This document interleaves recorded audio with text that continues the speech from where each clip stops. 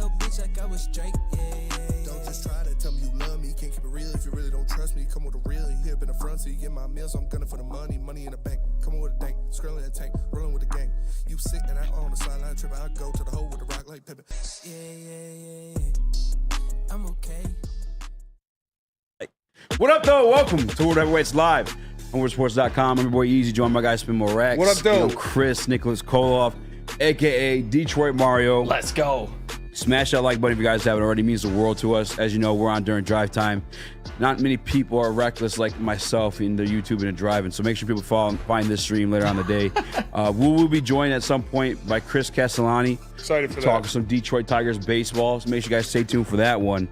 But before then, Spin, we got tons of BS to get into as we do these intros. We got a lot of BS to get into. Where do you want to start? I want to start it with the favorite thing, like my favorite thing that's going to be happening pretty soon, and that is there's a new movie coming out. Okay.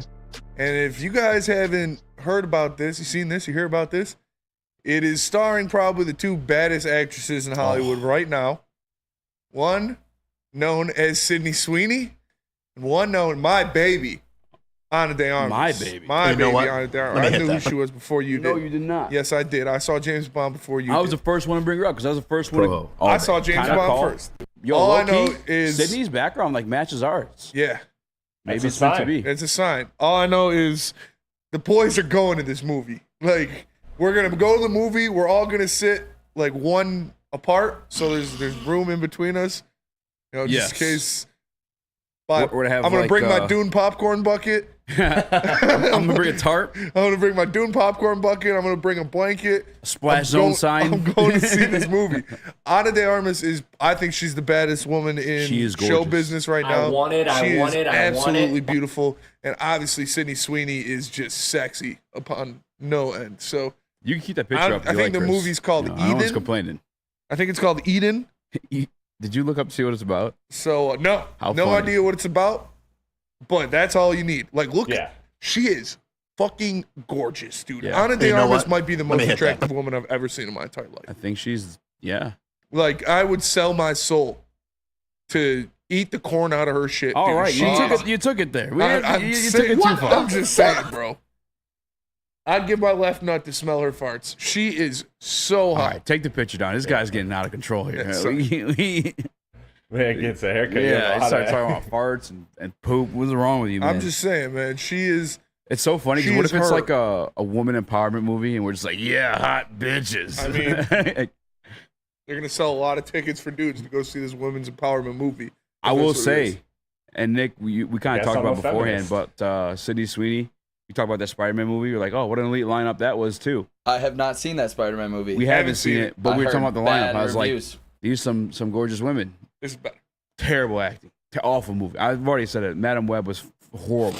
That's horrendous. crazy because I think all three of those actresses are good actresses Yeah, or actors. I know I don't. that's wanna the get only content canceled I've ever here. seen with Sweeney, and I'm just telling you, Sydney Sweeney's good in Euphoria, but she just plays a hot, big titty bitch in Euphoria. yeah, and it's that So, hard. She Yeah. just walks around being herself in Euphoria. I haven't seen her in any other movies, but Ana de Armas is a good actress, and she's drop dead gorgeous. It's funny She enough, was- we at work, I've been trying to make those social reels or whatever, so people come in and buy cars Definitely. from me at Suburban Ford on off of Woodward. in Check it Ferndale. If you guys don't out. know, check it out.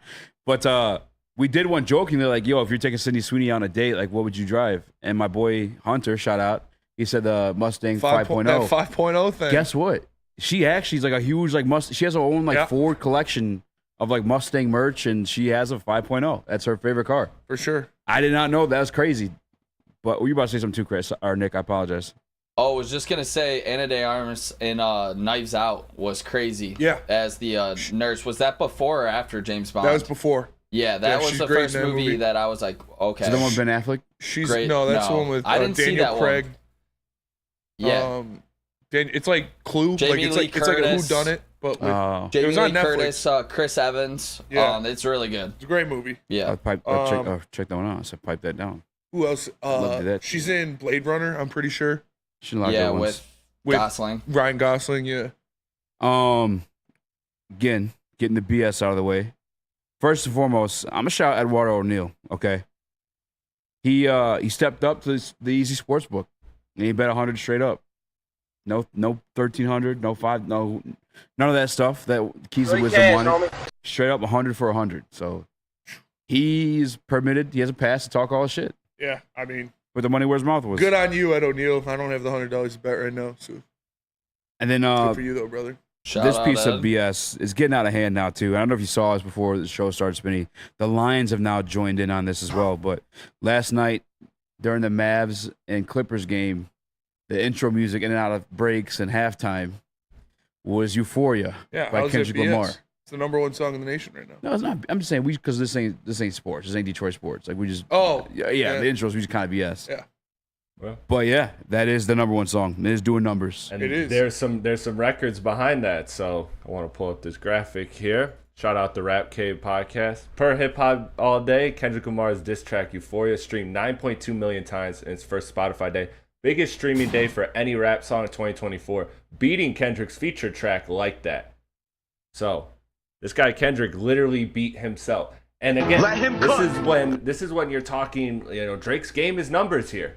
And Kendrick so far is actually doing the better numbers. So it's what I've said before. If Kendrick continues this narrative of like, I am hip hop culture and you are not, then he's gonna do Drake level numbers, and it's gonna be Yeah, Drake crazy. fucked up by leaking his diss rather than just dropping it. Yeah, because he was He scared. lost numbers, and he waited 5 days before he I actually think it dropped the was official. 3 or 4, but yeah, somewhere around there. Shout out to JB in the Woodward Sports chat. JB Smooth, he says, Eden follows a group of people fueled by a profound desire for change. In order to turn back their society, they leave everything behind and set their futures on a harsh landscape. JB said, he also said, might have to watch that movie with the sound on. Or without the sound on. Hey, I mean, that sounds like a pretty good part of a movie. Like, little, what's it called? You don't sound convinced at all, but I mean, I don't care. Like, it could be them just, Little rebellious Yeah, Ana de Armas it and could be Sydney them just Sweeney. walking around doing nothing. I'd watch it. that's Movie of fair. the year. Honestly, yeah, probably. I'd probably watch that as well. Yeah, I mean, I guess shout out Kendrick. Drake kind of fucked himself in that one.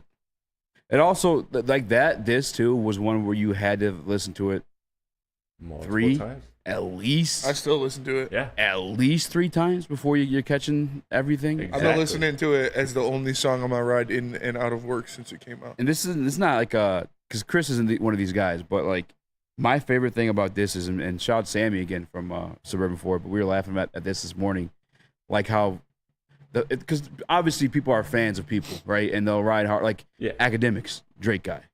Well, there's this guy we found on Instagram who was like, in the song, is 6 minutes and 23 minutes long. You know what that is? Crody's birthday. You know what Crody is? That's Drake's cat. He's simultaneously calling Drake a pussy.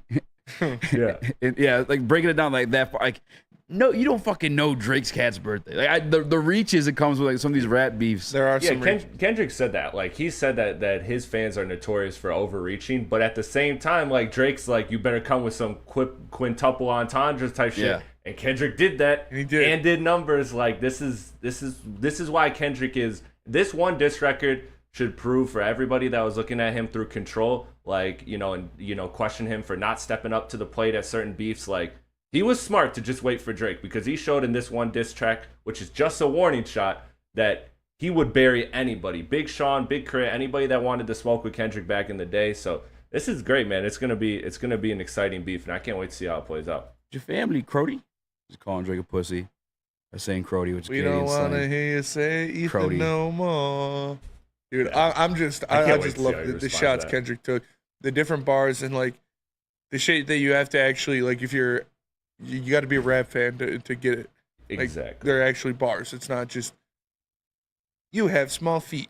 Like, it's like actual. I mean, that shit was funny though. it was funny. It was How fun. you No, big like, I step like was- Drake's diss too. That was a good diss, but this was a rap song, like that a rapper wrote. That was rap music. Like, it wasn't. They each did what they do. Like They- Drake made a bop, and Yeah. then Kendrick made a MC lyrical. Yeah. But Kendrick also made a bop, and like that's a bigger bop than anything Drake has out But- right now at this time. But that's why Drake should But have that just was came Future out. Metro Boomin. That's But why that Kendrick was a bop. verse But slides the Kendrick's hardest. verse Oh, is- for sure. Because Kendrick's Kendrick's verse verse is is always hard, gonna yeah. slide the hardest Yeah. because it's Kendrick. Yeah. That's why he's Kendrick. That's why he's the I'm GOAT. saying that the bop part of that wasn't on like Kendrick's front. Well, I'm just saying that a 6.5-minute song in today's microwave society of TikToks and all of that Microwave Nick. is at the same time is threatening to go number one now. So like this is what number Kendrick one, did, right? And it's number one, but for the week, I'm saying, Okay. like for the week on all billboards. So we'll see how that plays out. But ultimately, again, like you said, Eazy, like this is why Drake should have just responded ASAP and got it out there. Yeah. John Ellison in the Woodward Sports Chat. Can we please stop with the Jared Goff chants? It's embarrassing. It made perfect sense versus the Rams, but that's it. He hasn't even agreed to the offer from Brad Holmes. He's only thinking about himself. Damn. Bars. Okay, we're talking about titties and Kendrick. All right, John. He's coming in hot. John coming in hot. I mean, you know, I might have been the first person to say stop chanting Jared Goff, and I got attacked for it. Ridiculed. Yeah. Stick. Different people. I agree. I mean, if it's during a Lions game, go right ahead. Like, chant Jared Goff all you want. But other sporting events, if it's a Pistons game, you can do whatever you want. 'Cause I don't give a shit no about one the Pistons. knows. Yeah, But Red Wings games, nah. Tigers games, nah. It went down at the Tigers game when I was there, and to be quite honest, it sparked a comeback. I don't know. When they did the Red Wings game, Tanks they came back, lost. Yeah. but the Tigers are known the cardiac cats. They're the so cardiac cats. They Yeah. have been coming back a lot, but I mean, shout out Chris having a rap podcast right now in the time of Kendrick and time. Drake Yeah, going at it. for Not real. what a time to be alive. What a time to be Shout alive. out Drake. This is perfect too, because like you have these are older artists, but these are like my generation's artists. So it's Yeah. like this is the thing I've been waiting for. I've been having arguments with my friends since I was like 14 about Drake versus Kendrick, and now here we are having this battle. So it's awesome, man. Yeah. I love it. And to the people who say, because I know they're there, they get mad when we talk about this stuff, and they say, well, talk about the Lions, talk about the Tigers, talk about sports. The Detroit Lions today, caption for their, I guess, off-season hype. I mean, I don't know what you'd title this was. It's nothing nobody could tell me. I don't want to talk on no celly, which is a quote lyric from Kendrick Lamar's Euphoria. Bro. Detroit Lions are officially in the chat, and they are Team Kendrick. Which They're Team Kendrick. NBA on TNT is Team Kendrick. Spencer Raxter is Team Kendrick. Like, what else do you That's need? my thing too. I'm Like, glad how it's the in hell Kendrick. is Charles Barkley scared of the Kendrick and Drake beef, but he's going to just pick on San Antonio all day? That was- No one's going to get him in San Antonio. Listen, Kendrick and Yeah. Drake are way more lethal Yeah. than Was San Was that Charles? Antonio. I thought that was Kenny that said, like, No, it's it was Charles Barkley Charles. saying the big old. I know women what. in San Antonio. I know that's I'll say Charles. like actually the same sentiment that you're saying. Like, how could Charles be so afraid of that when he takes fucking strays, not even strays, direct shots from Shaq every single episode, Hey. every other 5 minutes? Wait, what? The video you sent, it was Kenny talking, not Charles. Though. I don't know. Do we? We can't really play it unless we. No. Can't play it. But that's the video I listened to earlier. It was Kenny Jet Smith being like, "Oh, you're trying to get us involved. You're putting us in a rap beef." That was Kenny saying that. Oh yeah, true. They all the same to Chris. Charles will never back down from no beefs. Charles stood on business with Kevin Durant one-on-one, like face-to-face. Did Stood he? on business with, oh, yeah. When was this? It was during the All-Star game, or the All-Star break a couple years ago. Like, Just talking about, like, he behind the doesn't like how scenes or he's like playing. on a- Yeah.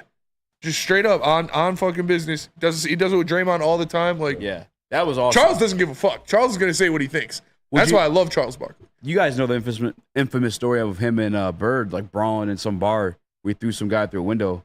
Well, it's not even that infamous. It's like real. He went to court for it. Oh, yeah. Yeah, He doesn't care. Threw a guy through a window. Burn in the Woodward Sports chat says, Jared Goff chance will continue until morale improves. Who's got bad morale? You don't do my Red Wings game. Mr. All right, Morale. that was my only beat. The Red Wings were worth cheering for. Yeah, I didn't like him at Red Wings games when the Red Wings were fighting for a playoff spot. Is But it is what it is. You guys can do whatever you want. We don't want to hear you say Crody no more. Crowdy, you're cheesing, fam. Cheesing. We do got to go to break, and like we said earlier, we are going to have Chris Castellani join the show. Extremely excited because he is the best Tigers mind in Detroit. So to get him on and break down what's going on with the Cardiac Cats is going to be awesome. But first, let me tell you guys about Planet Fitness. Planet Fitness is the home of the judgment-free zone where anyone, and we mean anyone, can feel comfortable and work on their fitness goals. At Planet Fitness, you'll experience a squeaky clean gym that has tons of equipment, a full body workout in 30 minutes, and all memberships include fitness training. You get all that for just $10 a month, no commitment. No matter where you are, there's a Planet Fitness close by, more than 15 Metro Detroit, and thousands more throughout the world. Planet Fitness, where your fitness is essential. Love Woodward sports? Love wearing clothes? Then you should be wearing Woodward sports clothes. Check out our full line of merch at woodwardsports.com. Just click on shop. We have all your favorite designs, like Dan Campbell kneecaps, Woodward golf, and of course, our own logoed out merchandise. Men, women, infants, kids all love Woodward sports. Impress your friends. Impress your boss. Impress your dog. Buy Woodward sports merch today. Where's the most convenient place to get that big fitness energy? It's Planet Fitness. Join today for just $1 down, $10 a month. With over 2,400 locations and equipment for every workout, you can get in, get energized, and get going. And with free fitness training and most clubs open 24 hours, everyone belongs in the judgment-free zone. So join today for $1 down, $10 a month, no commitment, cancel anytime. Is that an octopus in your pants, or are you just happy to see me? See what I did there? Go Red Wings! From Octopi Experts Woodward Sports. Are you tired of the same old Detroit sports? Head on over to woodwardsports.com. Click the shop tab today. Get yourself some brand new merch. They got hoodies, tees, hats, all guaranteed to turn heads. Head on over to woodwardsports.com. Click the shop tab to get yourself some brand new merch. Everybody merch now. What up and welcome to World Heavyweights live on woodsports.com. I'm Eazy, joined by Spimo Rax. Hello. Young Chris, Nicholas Kohloff, aka Detroit Mario. Let's go. Smash that like button if you guys haven't already. Be a friend, tell a friend, share the stream. We'll be joined by Chris Castellani shortly to discuss the Detroit Tigers. Idiot. But before we get to that, I'm sorry, I got a new laptop. It keeps going. I'm trying to turn the notifications off. Regardless. I can't hear anything. Well, I turned it off now. Oh. It's going off like crazy. It's pissing me off. Shout out to Muhammad, by the way. Shout out Muhammad. Hooked it up. But Amon-Ra St. Brown just signed the richest contract in NFL history for wide receiver and guarantees. Is that correct? Yes. However, Richest guaranteed salary. this came out, and Alex has only quote tweeted to kind of put a stamp on it and make it somewhat official, Chris. He's only going to get 17 something of the 30 million that first year because of the taxes. Yeah. Because they're W-2 employees, so like the taxes get taken out. It's not like a 1099 where like you get the bread and you can kind of, make, you guys know what rich people do. Yes. Pay less. That's fucked. Congratulations, you just That got is Amon-Ra St. crazy. Clown. Yeah. That's almost half. Oh, darn. I mean, He I only knew that, gets but, like, 15 damn. million. Like, do you want me to feel bad for the guy for getting $15 million in his bank account? Because I'm not going to. Yeah, it kind of sucks, but like that's good old democracy. That's good old America. Yeah. That's how rich people get taxed. That's how all rich people should get taxed, is at that rate. But unfortunately, the richest of the rich can avoid it. But yeah, I'm not gonna feel bad for the guy for making $17 million. I guess, he was already rich. He was already getting paid, the salary of a doctor, like an entry-level doctor, like $400K or something like that, and probably more than that. But I guess I just felt bad because it was, this is supposed to be his big break. But you forget that part of it when guys get like all this damn money, and that explains why. That's why motherfuckers like going to Texas and Florida. Like I love Detroit, but if I was negotiating a contract and the Lions were going to pay me $100 million and the Texans or the Jags were going to pay me $90 million, you're damn right I'm going to the Texans or the Jags, because that's no state tax. I'm trying to pull it up to send it to Chris too. Because Alex Angeloni quote tweeted, he's the one that says like it was a W-2. But that's crazy. I knew rich people got taxed heavily. I just never seen the actual numbers. I know like you throw it at a dartboard and you're like 40% is what a lot of people say. I had a $10,000 commission check once upon a time. Big business. Shout out to NWT. Damn. I know, but they taxed that bitch 40%. What? And I was pissed. Yeah. I called the owner just like that because I was like, you fucked me on my money, and that's how I learned about that 40% real quick. Yeah. I was a dumbass, but yeah, it's just crazy. I'll send the thing to Chris. It's one of those things too that where especially with football players and how violent the sport is and how short a lot of people's shelf life and like their career is or can be. It does kind of ring a little more true or a little harder here, but yeah, that's part of it. I mean, that's why, you hear all these people talking about, like 50% getting taxed and all of that. Like it's crazy. It's crazy to me. I mean, look, they got it. I'm not, and I'm not counting nobody's pockets, but at the end of the day, it is crazy to be like, yeah, half of your money is not even really going to you. Like, it's coming right back. It is kind of insane when you think about it that way. Yeah, dude. Government's scam, taxes are a scam. Yeah. Fuck the IRS. Like, that's how it goes. You guys know that I have my beef with the IRS. Yeah. I have an ongoing feud with the IRS. No Wesley Snipes, but I just. Yeah, I guess today I was It's wondering. just such a scam, dude. Because obviously it obviously just makes sense in general tax to people making more money that can afford to like lose that money. But also there are the guys that are also more comfortable where they're not going to retaliate. Where if you were to tax like me or Spinny like that, like we might just militia up. Oh, you know what I'm saying? Boston Tea Party 2.0. If I got taxed that much, something's going in a river somewhere. Nick, what were you about to say though? What I mean, this is the big reason why you hear about like you don't see this side of it, but a lot of like professional athletes go broke. Like this is a big reason why you have to have somebody smart in your corner that is telling you to make good investments and investing your money in the right way. There's so many stories about them spending all their money, a lot of professional athletes. So that's why it's really key to have smart guys in your corner, and obviously not like Shohei Ohtani. Shout out Shohei. Well, also like Shohei Ohtani and how he worked his new contract, where he deferred like pretty much all of it, like hundreds and hundreds of millions of dollars until he's 50. So he's going to retire and then go live in Japan and then get and have all of that money paid to him in Japan. So he doesn't have to pay the American taxes on it. Like it's genius of what he did. I did not know that. Yeah, that's why he did that. Say that one more time. Oh. Shohei deferred like instead of 90% of his contract that he just retires. signed. That was like $1 billion for like when he's 50 years old, because he's going to retire. He's going to move back to Japan, and then he won't have to pay any of the taxes on it, which is just genius move. Because paid straight to Japan. They were saying, oh, it's because he wants to win and help them out and all No, that. fuck that. Yeah. There's no salary cap, so that doesn't matter. Yeah, it was strictly a money move by him, and it was a genius move. That's like the dude, I can't remember his name, but there's a dude from the Mets that still gets paid It's like a birthday. Bonilla multiple Benny millions Bonilla of dollars every Nick? single year. Nick got the name. Benny Bonilla. Benny. But he signed a contract in like the 70s, and he still gets paid millions of dollars a year because he deferred so much of it. Brilliant. What a G. I can't even look at the chat right now. I have to download the Chrome extension on this laptop. What's chat saying about this? Weird flex, but okay. They're fighting in there. They're fighting? Yeah. Oh, no. I don't know. I think people are attacking each other. Who Alrighty? knows? Everybody love everybody. Everyone We love just everyone. started, We got guys. Everybody Castellani. love everybody. We got Castellani coming on. We're gonna get some great Tigers information. Chat, you guys need to see through these beats. What's been going on with you guys recently? Easy. I think we're setting a bad example for our chat, dude. Yeah. But we make up right away. Yeah, we do. Half the time we're trolling the other person. That's most of the time. Yeah. and we're brothers. We fight and then we get over it. Like, chat, come on, guys. Yeah. We love all you. Everybody love everybody. And instead of smashing each other in the comment section, smash the like button. Come on. GW the kid. Him and Griffey still getting paid. Yeah, the kid still gets checks too.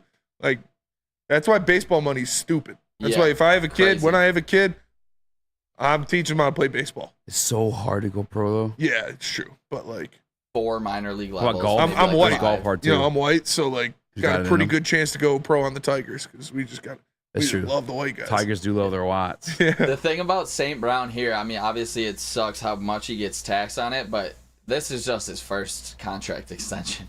He's gonna get Fights, many. He's gonna get another big one after this as well. Yeah. If you think about it. Oh, yeah, So, because this contract will be done when he's like 30, and that'll be perfect time for him to sign another extension. And by then, the salary, if football's not destroyed by then, if the world's not destroyed by then the salary cap will just keep going up, and he'll sign even more money. Can I open up like an actual thought I had? And it kind of made me like a little bit nervous. It's like, because obviously they're working on the robots and the AIs and all that good shit like that. Yeah. Like, do you ever wonder if it'll develop? Because the CTE is a thing too. Yes. And obviously the lawsuits just getting hurt and all that good shit like that. CTE brothers. We're also losing the game, right? The game's not what it used to be because all the new rules, especially with this hip drop one. I don't know what that's going to look like. Like, what if they build robots that are efficient enough to, like, Play football? yeah. I mean, Mark Cuban said the NFL's not going to be a thing in like 30 years. Like, he said that. Because probably motherfuckers working on it. Motherfuckers, like, nobody dies like people do in the NFL, baby. Shout out my mashed potato brain brothers. We are together in CTE. We lost a couple good ones. We lost a couple bad ones. Antonio Brown putting on for the cause. Shout out CTE ESPN. Like, it's not a joke. I'm going to be in a wheelchair by 50. I just wonder, like... But it is a joke because I make jokes of it. We got to laugh through it. Laugh through my pain. Laugh through it, and then it's one way or the other at the end forget of it. about it. Most of the time, it doesn't end pretty. I guess at that point, it'd be like F1. Because F1 is really just who has the fanciest cars, who can tinker it the most to win. Who's got the fanciest robots? Yeah, it really would. Cap It space still takes skill in F1. to drive. Yeah, I feel Easy. like you have to be So able to at make that the point, right maneuver. would it be Yeah, like these it's- streamers? yeah. Like Hand-eye would coordination. Ninja be like the all pro because he's controlling the robots? Like whoever's the best Could be. sketch. Like BattleBots. Like what does it become? BattleBots? That's gonna 100% Yeah. be a thing. It's just That's like what I was live action BattleBots Madden. is a thing right now. But It's yeah, not big but right like, now. Live action. Actual gladiator Yeah, right? robots, that would be so fire, dude. I'll go see that every day. That's what I was gonna Talk say. about betting on shit. I would be. And the MMA would be like cockfighting because it'd be like underground and illegal. Yeah, that'd be sweet. I'm here for it. That's exactly where I was going with it. Is like some gladiator UFC type like battle between AIs. I'd do that. I'd watch that 10 times out of 10 every single day. That would be the one of all of them. Yeah, because robots, you can do like that real violent shit that you obviously can't do in Yeah. UFC. You could, like, There's rip no off eye an arm. pokes. Yeah, rip off the head and watch the oil just. Yeah. Oh yeah, you could bring back like nasty tackles, like just lighten the quarterback up because it's a robot. But then those robots get mad, and then those Ooh. robots attack. That's probably the best I'm more point. scared of robots than I am. Killer whales. That's pretty close. That's pretty close. Killer whales are Dude, definitely a orcas top are 5 nuts. fear of mine. Which is still wild. What do you mean, bro?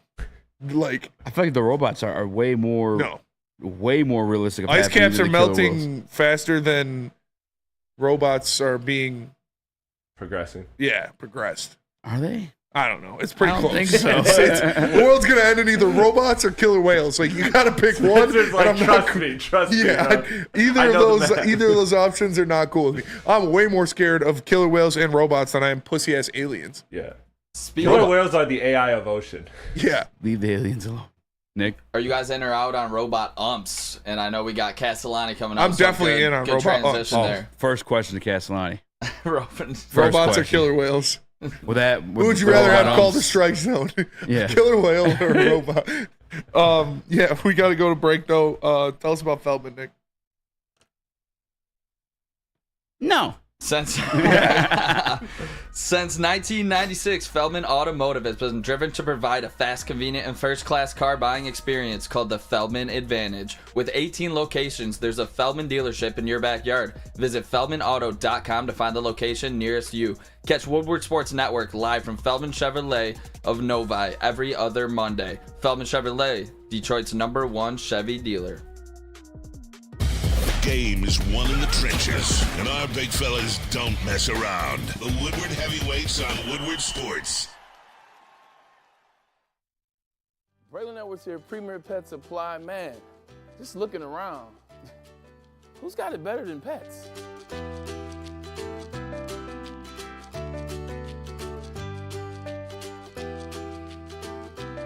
Come on, a baby stroller for Coda?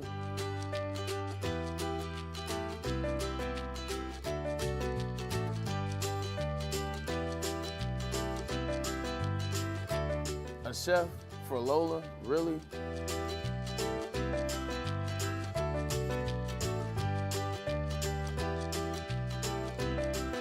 You don't have to tell me who the real boss here is. Who's got it better than pets? Nobody, especially here at Premier Pet Supply.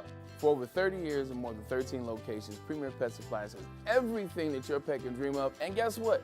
It's all under one roof. Premier Pet Supply, family owned, operated, and proud to call Metro Detroit home. Check out premierpetsupply.com or scan the QR code today. Who's got it better than pets? Nobody!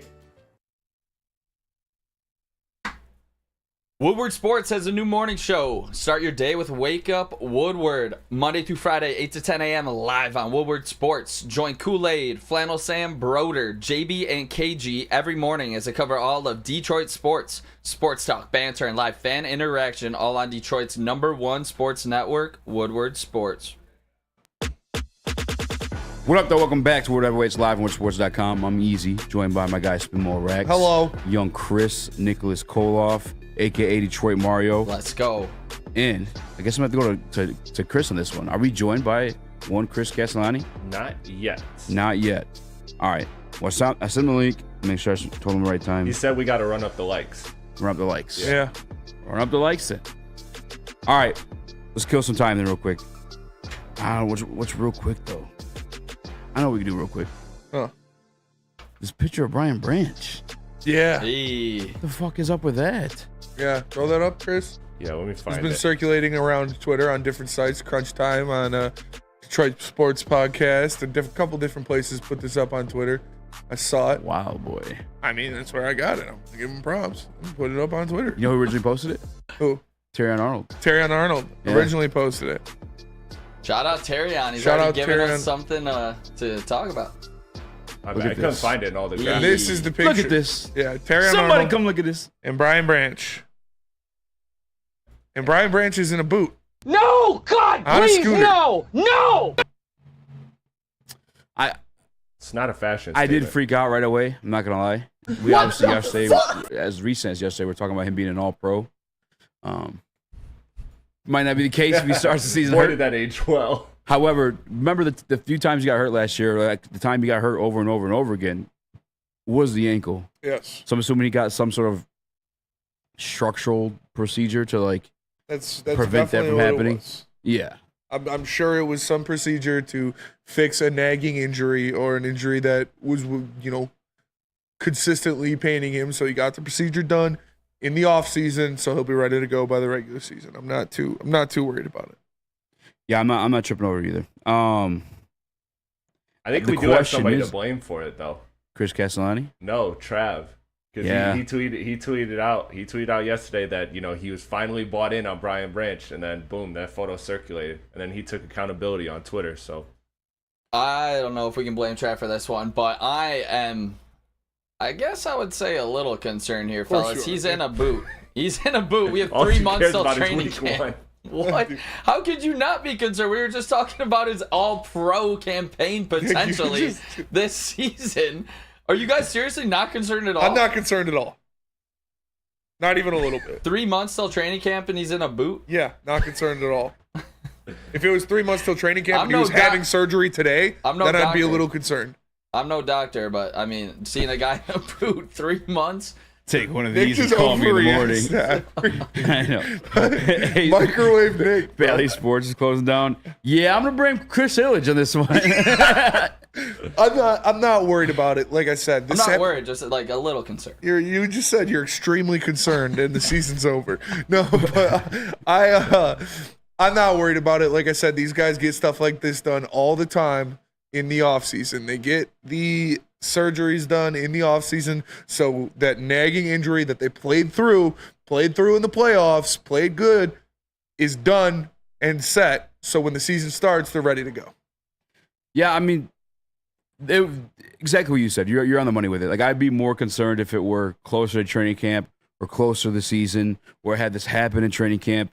We're 5 months out until September. You know what I'm saying? We still have like a weekend of September before the actual season starts. But one thing I do want to get started right now is a brief discussion about the Detroit Tigers with our guy, Chris Castellani. I was talking about the graphic you just. Oh, the you video piece of just shit. said. Damn it, What? Chris. You Just said- throw him up. You don't got to do it. Just throw him up. It's a video. You want me to cut that. you off mid? Yeah. That. Come on. Damn it, Chris. Yeah, Oh, that's God, my you made me fault. look That's so my fault for stupid doing just my now. job. I Ah, apologize. idiot. Yeah, I feel so dumb. I did not see this in the chat. Shout out our Detroit Lions reporter, Broder. He said, not a serious injury at all. Thank you, Broder. Talk me off the lights there a little bit. Thank you, sir. Thank you. Fuck All us, right, huh, not a Nick? serious Yeah, injury. eat Yeah, shit. we're man. worth shit to you. That's what we've been saying.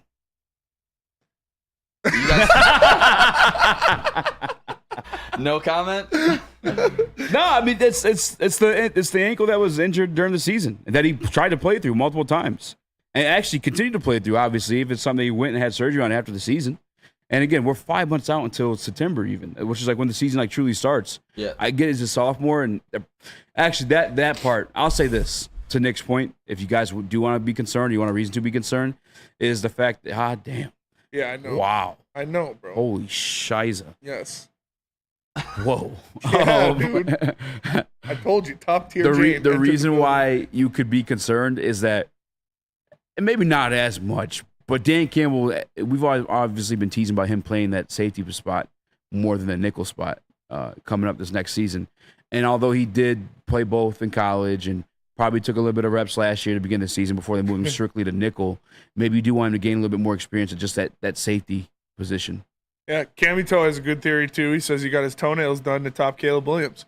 Could very well be that. Also, Frank Ragnow and Taylor Decker left like literally every single game with a walking boot last year.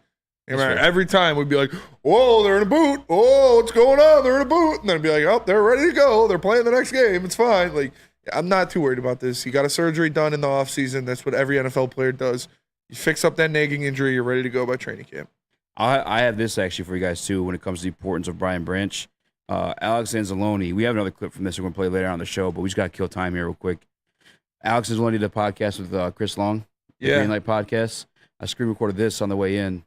Oh, is this the one from earlier you sent or just now? Just now. Just now? Okay. Did I send another one? I sent one earlier. Yeah. All right, here we go.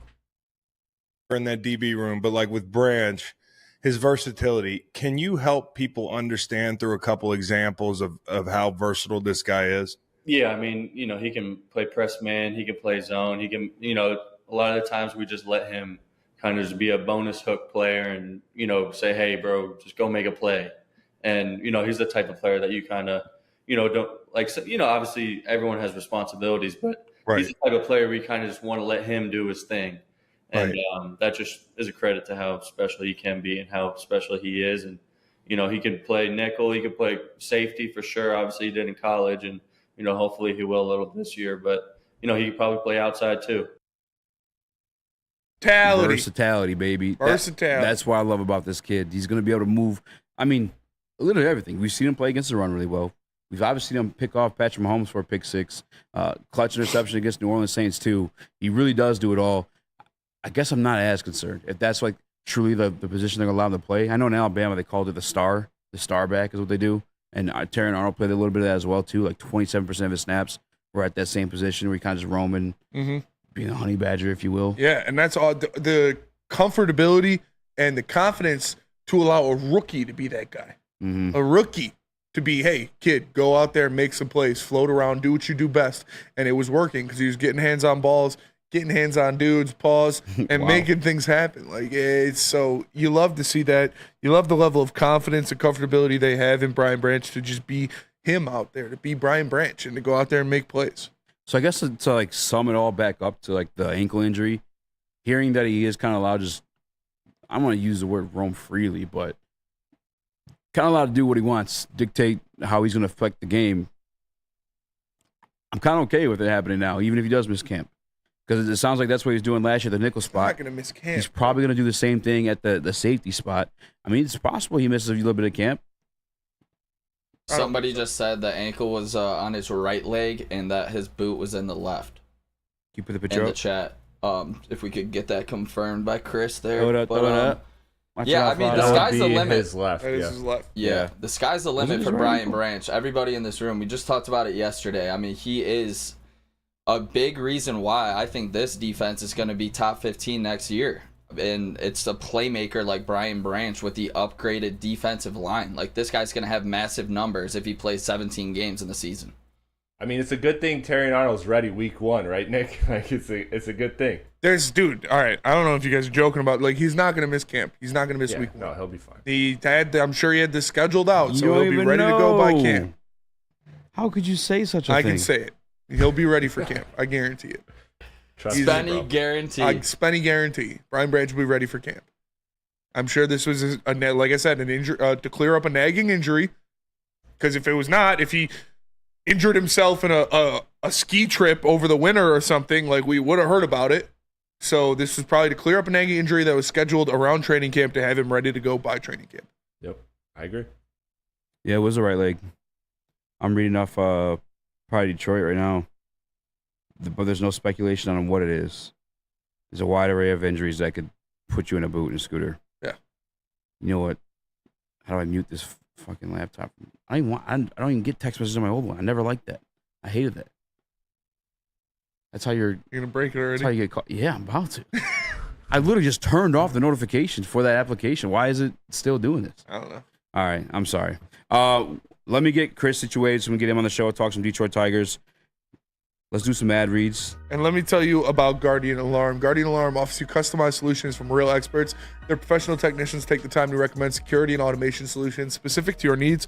They also have 24/7 professional monitoring. You can call them out anytime, day or night, and know a Guardian Alarm team member will stay on the phone as long as needed. And of course, they have technology backed by people. Your safety and security deserves technology to be proven to work and people who have been proven to care. So call them at 1-800 Stay Out. That's 1-800 Stay Out. And let them know Woodward Sports sent you.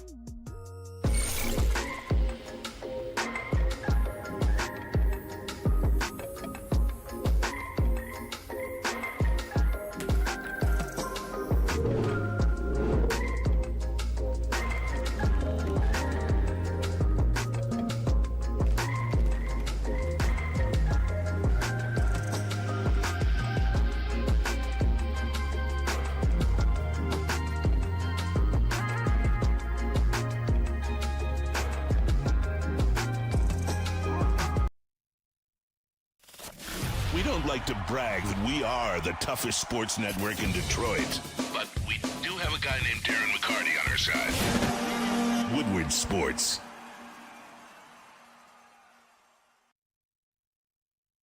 Walk into any Lady Jane's Haircuts for Men for an award-winning haircut experience from one of our talented stylists. Enjoy a precision haircut, hot lather neck shave, scalp and neck massage, and a hot towel treatment to top it off. Enter for your chance to win the $50,000 Perfect Bracket Challenge. With more than 25 Metro Detroit locations, there's always a Lady Jane's near you. Lady Jane's Haircut for Men, open 7 days a week.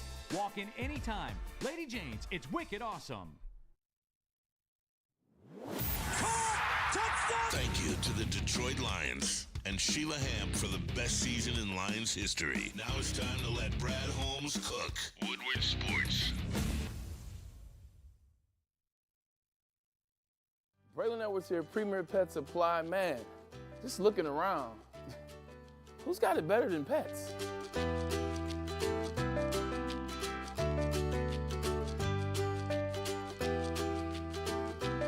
Come on, a baby stroller for Coda?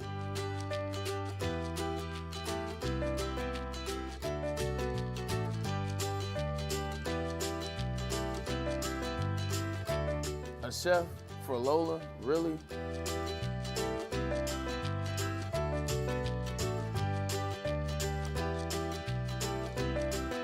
You don't have to tell me who the real boss here is. Who's got it better than pets? Nobody, especially here at Premier Pet Supply. For over 30 years and more than 13 locations, Premier Pet Supply has everything that your pet can dream of, and guess what? It's all under one roof. Premier Pet Supply, family owned, operated, and proud to call Metro Detroit home. Check out premierpetsupply.com or scan the QR code today. Who's got it better than pets? Nobody! Where's the most convenient place to get that big fitness energy? It's Planet Fitness. Join today for just $1 down, $10 a month. With over 2,400 locations and equipment for every workout, you can get in, get energized, and get going. And with free fitness training and most clubs open 24 hours, everyone belongs in the judgment-free zone. So join today for $1 down, $10 a month, no commitment, cancel anytime.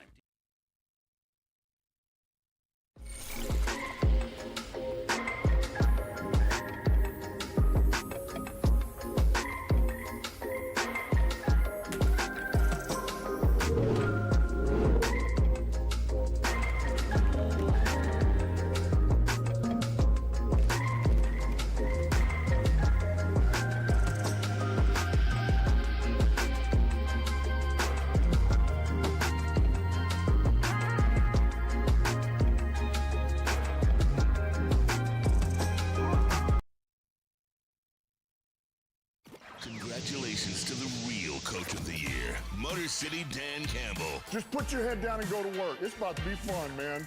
It's about to be fun. Woodward Sports. Awesome is when a guy can be a guy and get an amazing haircut. That's Lady Jane's Haircuts for Men. Stop in, sit back, relax, and let one of Lady Jane's talented stylists make you look and feel great. Walk in 7 days a week. Lady Jane's, it's wicked awesome. What up, and welcome back to Whatever Waits live on WoodwardSports.com. I'm Eazy, that's been Rex. What up, dope? You have young Chris, Nicholas Kohloff, a.k.a. Detroit, Mario. Let's go. We will be joined by Chris Castellani, just slowly working our way through some technical difficulties. I appreciate you guys for being patient with us. What do you want to kill time with? Because we got a couple things on here, but I know we're talking baseball. Chris, do we want to get in the baseball mood, or we want to steal everything because it's off day anyway?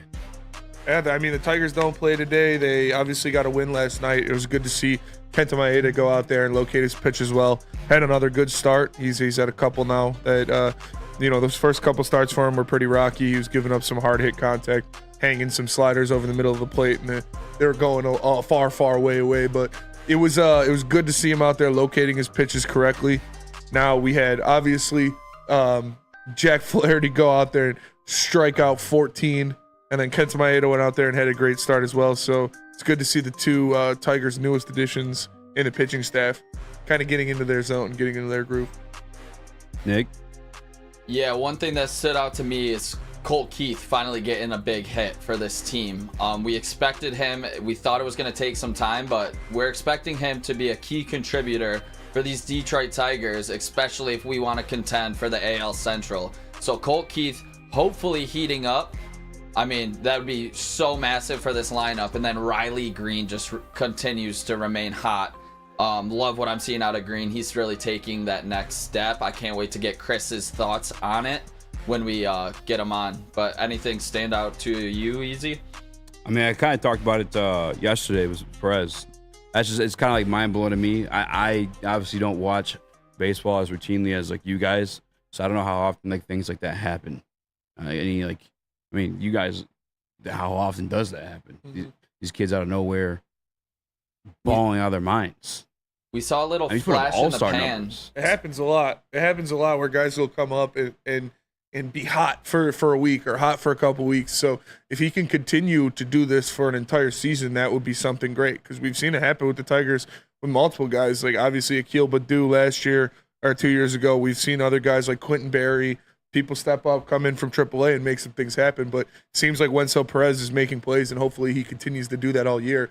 But without further ado, we are joined by who I think is the foremost authority in Tigers knowledge in Detroit, and that is Chris Castellani, joining the heavyweights here on Woodward Sports. Let's go. Appreciate you joining us, brother.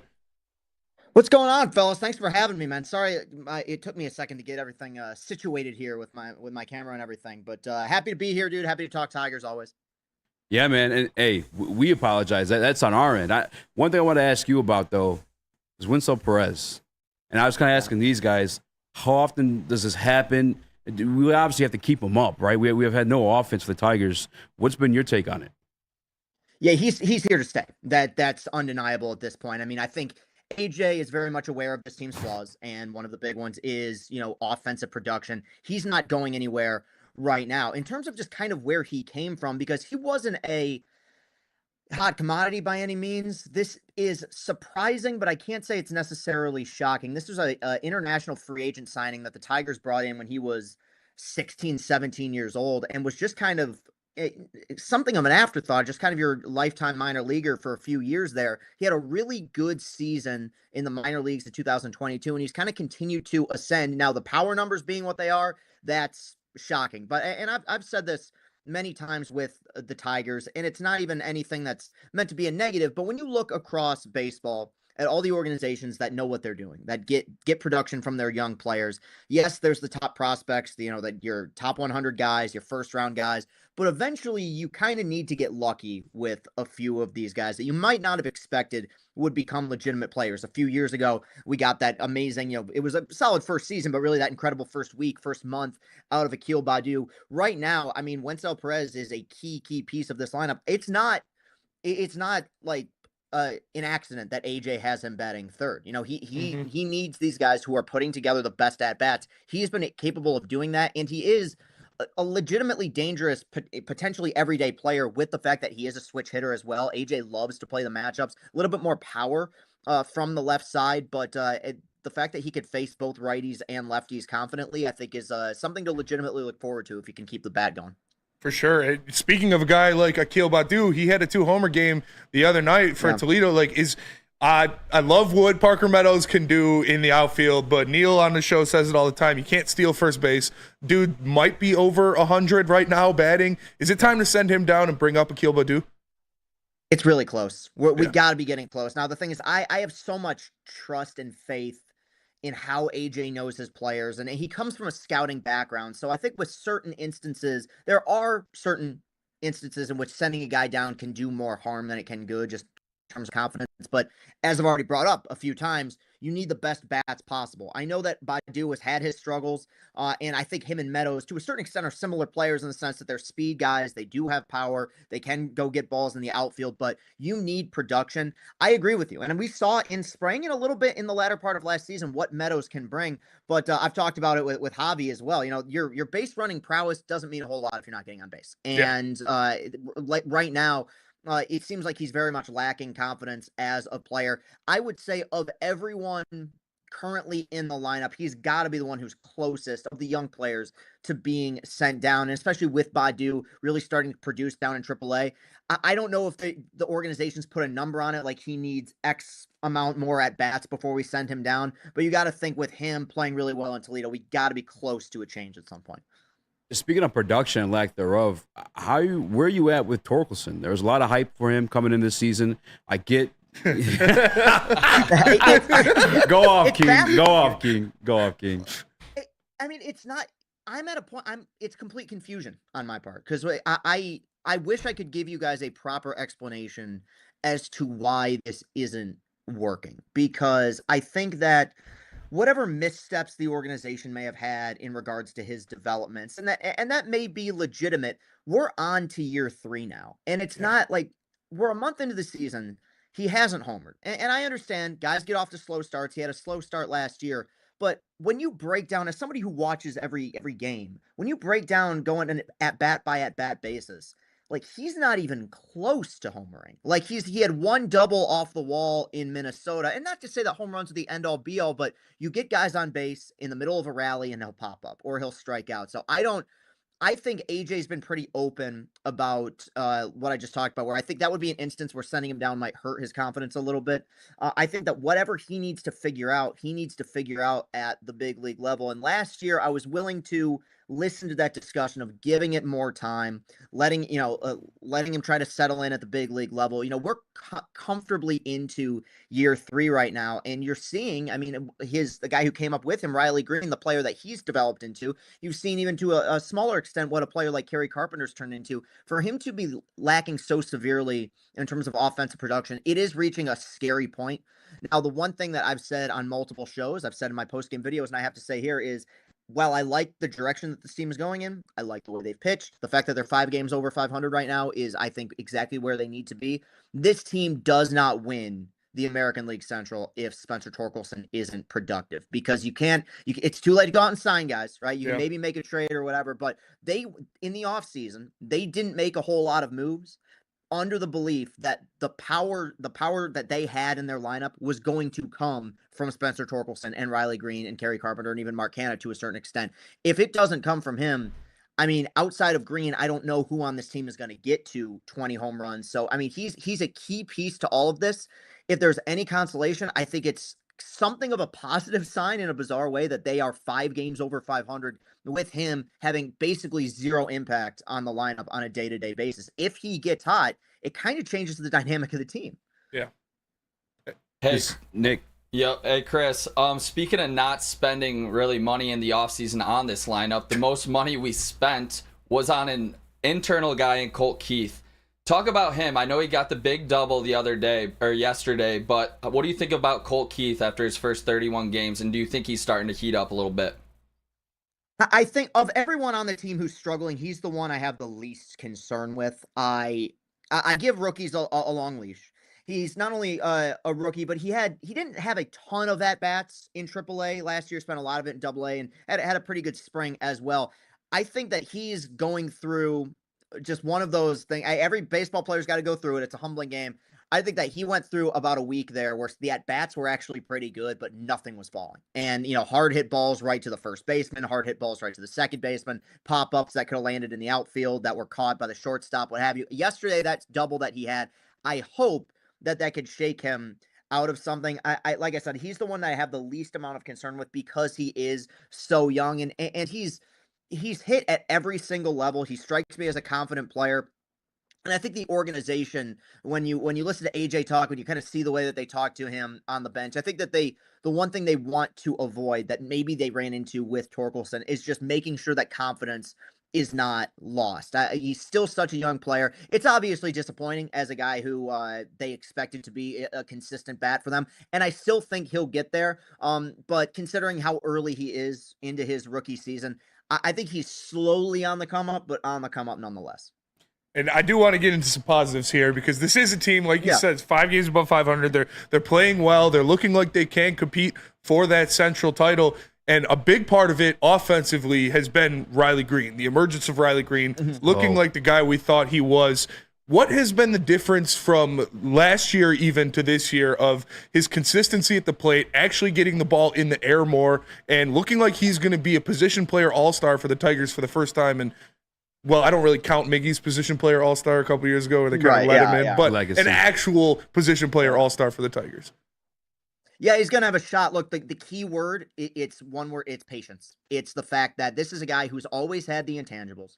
He's always been tremendously talented, tremendous athlete. But early on in the season, what was a little bit frustrating was that he wasn't making a ton of hard contact, but even as early as the first game or the second game, he was drawing a lot of walks. And there's a reason why players like him and why Scott Harris talks about players like him being as valued as they are. I think the kind of the number one example currently in Major League Baseball is somebody like Juan Soto. Amazing player. We know him for the home runs. We know him for the doubles. But that guy could lose every single bit of power that he has and would still be a valuable player because he's going to get on base and good things happen when you get on base. I think Green really went about this in a very mature way where I think early on in the season, it's probably very easy to be aggressive. You want to get your hits. You want to get those numbers up. He drew a lot of walks. And I think what we saw in early April paid off in late April with him starting to make harder contact, starting to get the ball in the air. I think there's been so much frustration, and I get it. I've shared that frustration with how the Tigers have developed position players. I think he's really rounding into form as an excellent major league player. He's still so young too, and he's also with him now being moved to left field. It's not as strenuous of a position. I think he's a wonderful defensive left fielder out there as well. So no, it's been a lot of fun to see his development. And I knew he'd be a wonderful player, but even the patience he's shown at the plate is even more surprising than I expected, with him being, as of a few days ago, top 5 in all of baseball in walks drawn. I think that's a huge step in the right direction. I know we're trying to like walk away from the negative stuff, but I guess I wanted to ask this though about the offense. Like, how soon is too soon to maybe start thinking about trades to finally get going on this offensive side? Because like we're so many one-score games from being like a top team in baseball.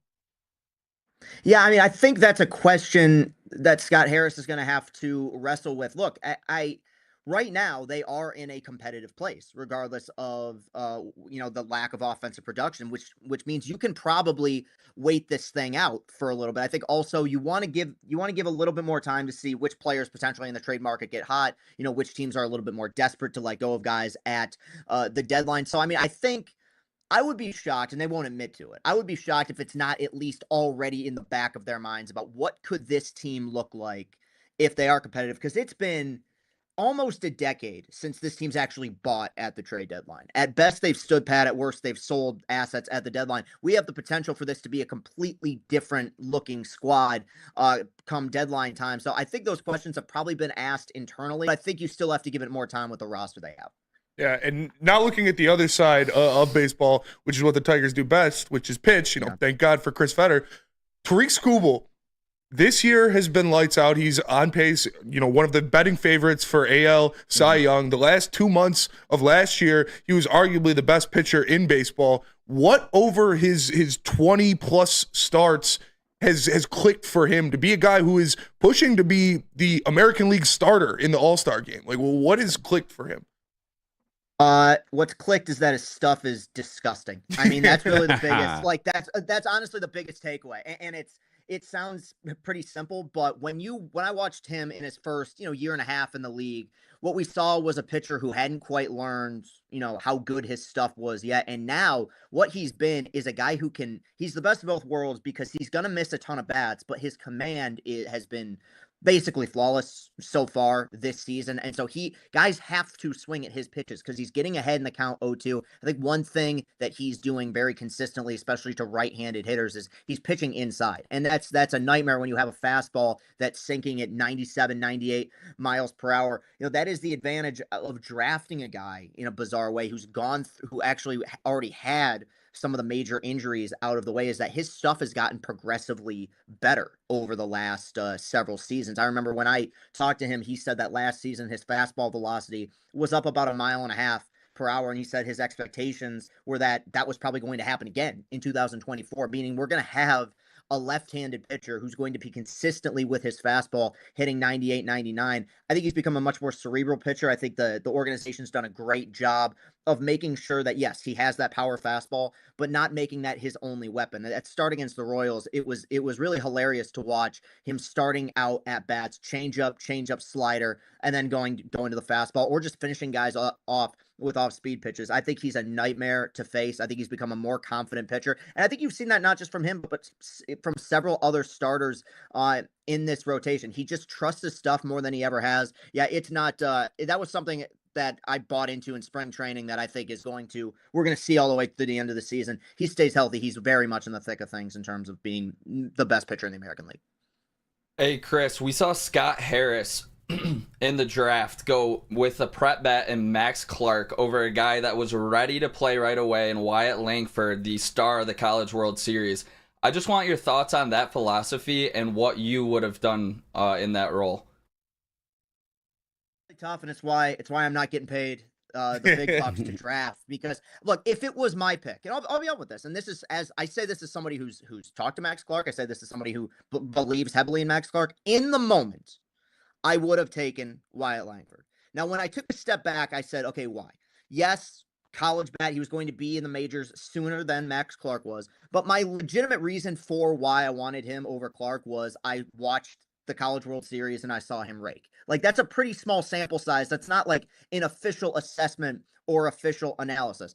I have confidence that Wyatt Langford will be a really solid hitter at the big league level. This is not meant to take anything away from him, and especially with the Tigers being what they are right now, what they need is offensive production. So it is frustrating to a certain extent that they didn't get a guy who maybe could have contributed right away. Now, I haven't checked the last few days. His first month, he wasn't very productive. I mean, he's hit, I believe, 1 home run, and that was an inside the park home run. So, I mean, he'd fit in just fine in this lineup with the way that, what we've seen so far this season. But I think that what you do in the MLB draft that is substantially different than what you do in the NFL draft or what you do in the NBA draft is that you don't necessarily take what your team needs in that moment. Like the Lions needed secondary help, so they went and they addressed the secondary. The secondary will be improved next season. When it comes to how you draft in Major League Baseball, you take the player that you think is going to be the best long term. And one thing that's been pointed out to me, and it's been pointed out to a lot of people, is that when Wyatt Langford was Max Clark's age, he was sitting at the end of the dugout bench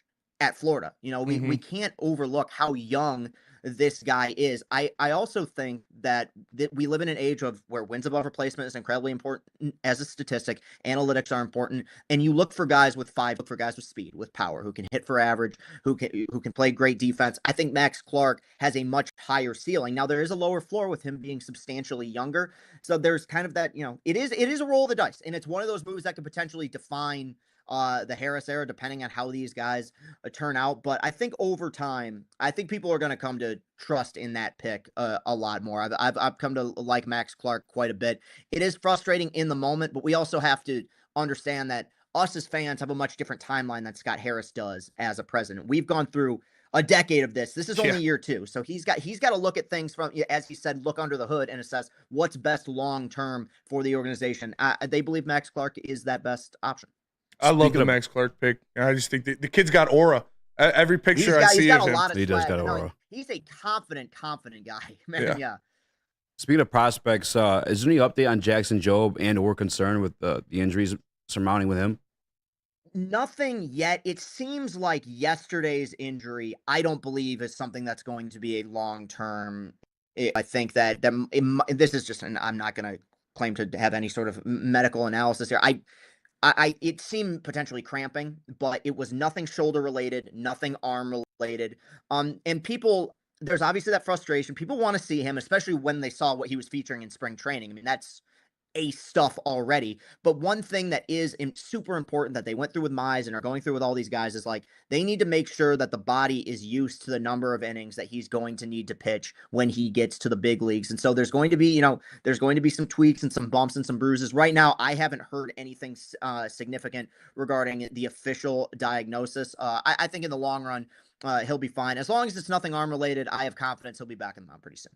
And speaking of Casey Mize, this is a guy who they drafted 1-1, a guy they projected to be the ace of this staff going forward. And, he had some bumps and bruises. He dealt with his own injuries, but I've liked what I've seen out of him so far this year in his starts. He's got that splitty working pretty well this year. What has been your impressions of Casey Mize back on the mound for the first time? It was like 22 months or something like that. It was crazy. Yeah, I'm really happy with what I've seen. And it's a month sample size. And while we've played a lot of games, we got to take into account like that is in baseball terms, a pretty small, that's 5-6 starts from Mize. There has been a bit of a concern with the strikeout numbers are still relatively low, but to me, his stuff looks better to me than it did during his pretty solid rookie campaign in 2021. Like you said, I think he's starting to get a feel for a splitter back. I think however many strikeouts he gets in a game or in a season is going to be dependent on what kind of feel he has for that pitch. But his last start against the Royals, tons of defensive errors, 3 runs, only 2 of them earned. Probably could have gone 6 or 7 innings if not for the defensive miscues. Fastball was consistently 96, 97. I know that it's been a long process, and I know that there's been a lot of time that's been erased, from his career because of Tommy John. But I feel better about him now than I have in a long time. And you're right, he was drafted potentially to be an ace, but it's kind of funny how player development works. Like, Skubal's the one. He's the one in this rotation and would be in a lot of rotations. I think for Mize to be a stable number 3 pitcher, even a solid number 2 pitcher, that's a legitimate possibility, which means that this rotation is kind of rounding into form. So I'm happy with what I've seen from Mize so far. Even with the strikeouts being down, I've seen some legitimately solid stuff and some legitimately solid starts. Chris, we appreciate you so much for joining us, man. It's awesome to have your baseball knowledge on the show. Before we let you go, shout out who you got coming on, Chris and Company, up next, because you've been having some top flight guests on there. It's been a lot of fun to watch that. And then after that, thank you. Playoffs, yes or no? Well, first, Chris and Company is continuing every week with future guests. We don't have anybody booked yet for next week, but we've got a few people potentially in the shadows. You get there's confirmation and then there's like actual confirmation. So it's kind of like recruiting. I have verbal commitments, but nobody's signed on the dotted line yet. But we have a few people. We have a few people in the works. That's a show that I really like doing. It's something I'm really proud of. It's kind of a different side of what I do. It's more interview based, more conversational. I think people out there should really enjoy it. The link is on my Twitter at Castellani 2014 and the YouTube. Everything you can listen to it in audio form as well.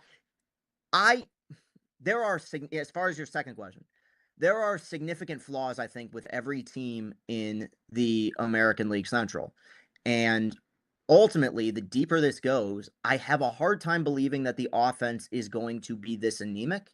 But I have a pretty good belief that this pitching staff can be legitimate.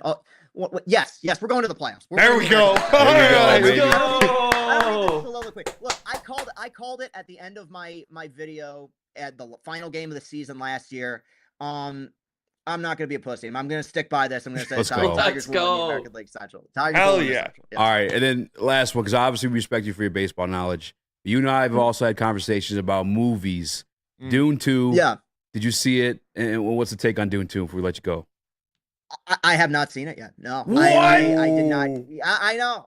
Maybe that I might have to remove that movie expert label from my bio there. But no, I haven't. Look, I've heard it's brilliant. I know everyone dug the first one. It's out of theaters now, so I might have. It's back in IMAX. But oh, is it back? Okay, it is. Yeah, I probably got to rewatch the first one yet. But no, unfortunately, I can provide no takes on that. Sadly, I will be. I'll be going to the movies for the first.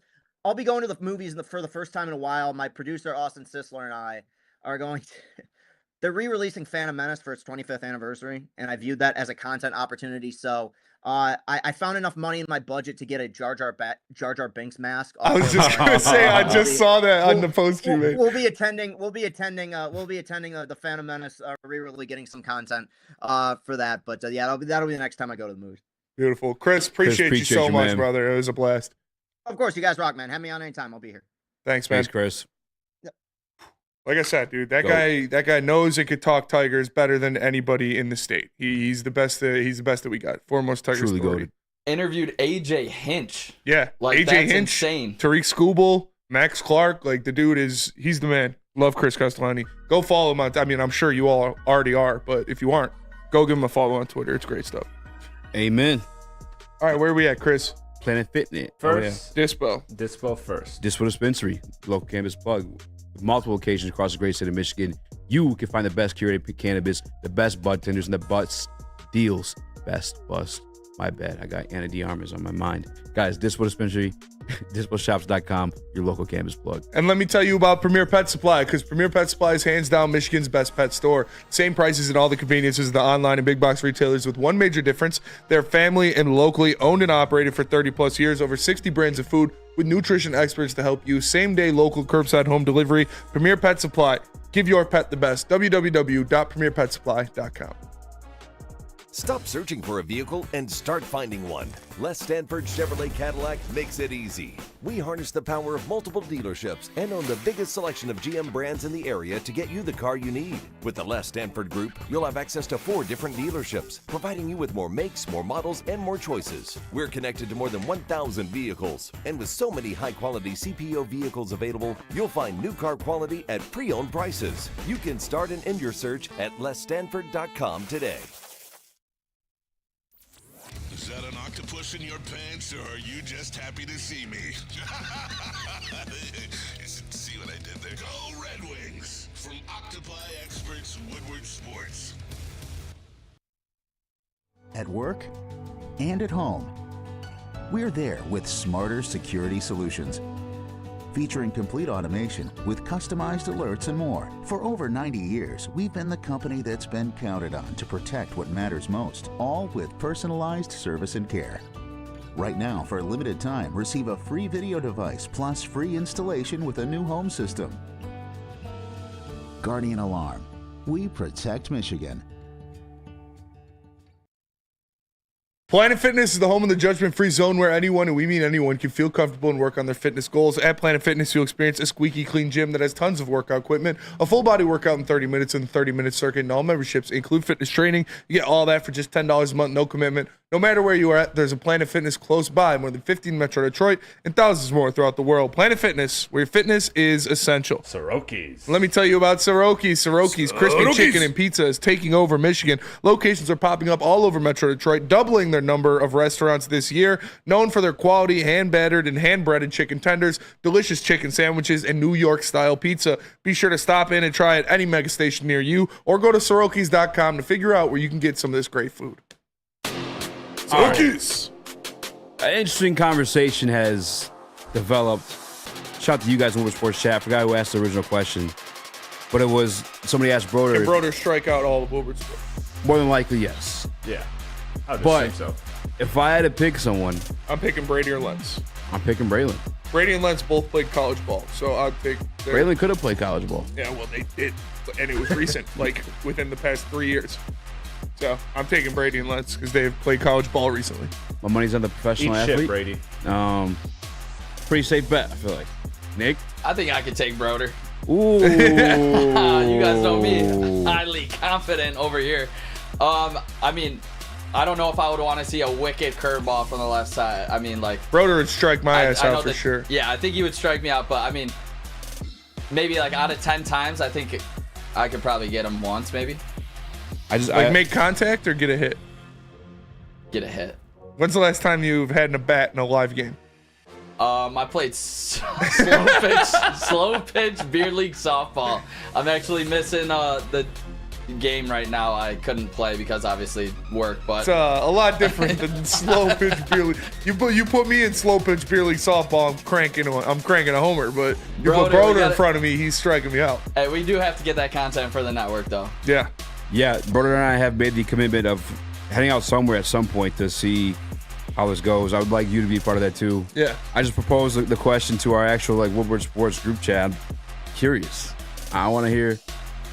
You said or Lentz. Yeah. Lentz Disrespect or Braylon. Brady. Yeah, why are you this Brady? You had to pick one person. Brady. I picked Braylon. I'm taking Brady. Who's your one person? Eat shit, Brady. Is it you? You taking it yourself, for real? Did Brady play, Adrian? Huh? Brady has a championship. I'll take actually. Brady. Brady was Well, a wasn't dog. Brady a pitcher? No. Yeah, Oh. I'll take He's a Brady. shortstop. I'll take Brady for sure Yeah. then. Brady Chris? was a dog. I'm taking Brady. That's what I'm Brady, taking like Lentz tells me all the time, he's like, Brady's way better than me at baseball. Yeah, yeah. But Lentz is active with his team. Not taking live at bats from players. He's More a active coach. than what Brady's doing, though. Broder said Nick may be able to make contact. Nick may be able to make contact. Let's rock. What type of pitcher was Broder? Broder's a finesse Lefty, guy. Control finesse. Yeah, finesse guy. Didn't have the super overpowering fastball, but located his pitches well. It's good off speed. He'd still, Broder, I think he told me he threw 80s. That's, have you ever seen an 80 mile per hour fastball? It's not, it's not slow. No. I think the fastest guy I went up against in high school threw 86.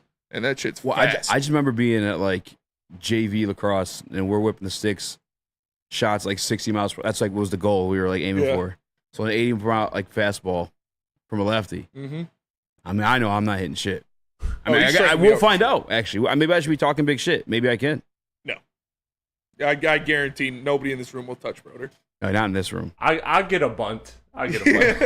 Chris will lay down a bunt. Chris, yeah, you would not want to bunt that ball. I could 100%. One of those ones where you just get immediately knocked unconscious to it. Just comes up. That'll be fun though. That'll be good content for sure. Ryan's reaction picks Braylon as well. I'm pretty sure Braylon was almost gonna go elsewhere for baseball, but obviously he's got the legacy. Yeah, we talk about the he bloodline. Definitely made the right decision. Maybe he questions it. Definitely made the right decision. He questions it. We'll see. We'll I mean, find out. Maybe we'll have D-Mac, D-Mac and Braylon, both of their first loves was baseball. Baseball, yeah. That's what I'm saying. Yeah. Well, moving on. Football. I know that's what you guys are here for. We see the numbers. But speaking of numbers, we promised you guys our top 10s yesterday. Our top 10 in the NFL post-NFL draft. Now, our boys copied us, did this last night, beat us to the punch, but I feel like theirs was a little bit different. They were doing post-draft. I think they're specifically team got better. Yeah. Just for This clarification. is just NFL top 10. Best top 10 10 teams in the NFL. Okay. That's what I did. Jack Labrador? Yeah. Labrador. Hold on. Labrador. Yeah. Scissors beats Labrador. Smitty goes first. I go first. And we have, shout out the graphics department. They cooked up some killer ass graphics for these top 10 lists. Yeah. So you got mine here. It's Spencer ranks power, and this is my top 10 list of teams in the NFL. Number 1, I have the reigning, defending, 2-time Super Bowl champion Kansas City Chiefs. At number 2, I've got the Baltimore Ravens. I think they are insane. They added Derrick Henry. They added some other pieces. I think they're just as good, if not better, than they were last year. Yeah. At number 3, I got the best team in the NFC, the team that's going to win the NFC and the Super Bowl this year, the Detroit Lions. At number 4, I got the Houston Texans at 4. I really believe in this team. I think they could arguably have the best, if not insurably, a top 3 offense in the NFL. That defense made some great acquisitions, grabbing guys like Danico Autry and Daniil Hunter to go with Will Anderson Jr. on that defensive line, a coaching staff that's up and coming. Give me the Texans at 4. I've got the 49ers at 5. Wow. I still Texans at 4. Texans at 4, man. I got a lot of faith in this team. I think they're, like I said, I think they got the best offensive football, and that defense is going to get after the quarterback.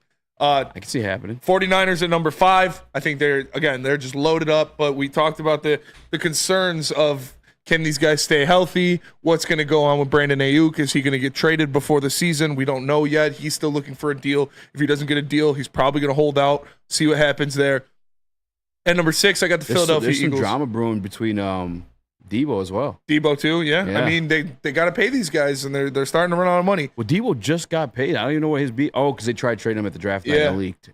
Yeah. Somebody's trying to take down the 49ers. I bet it was an FC team. It's probably Brad Holmes.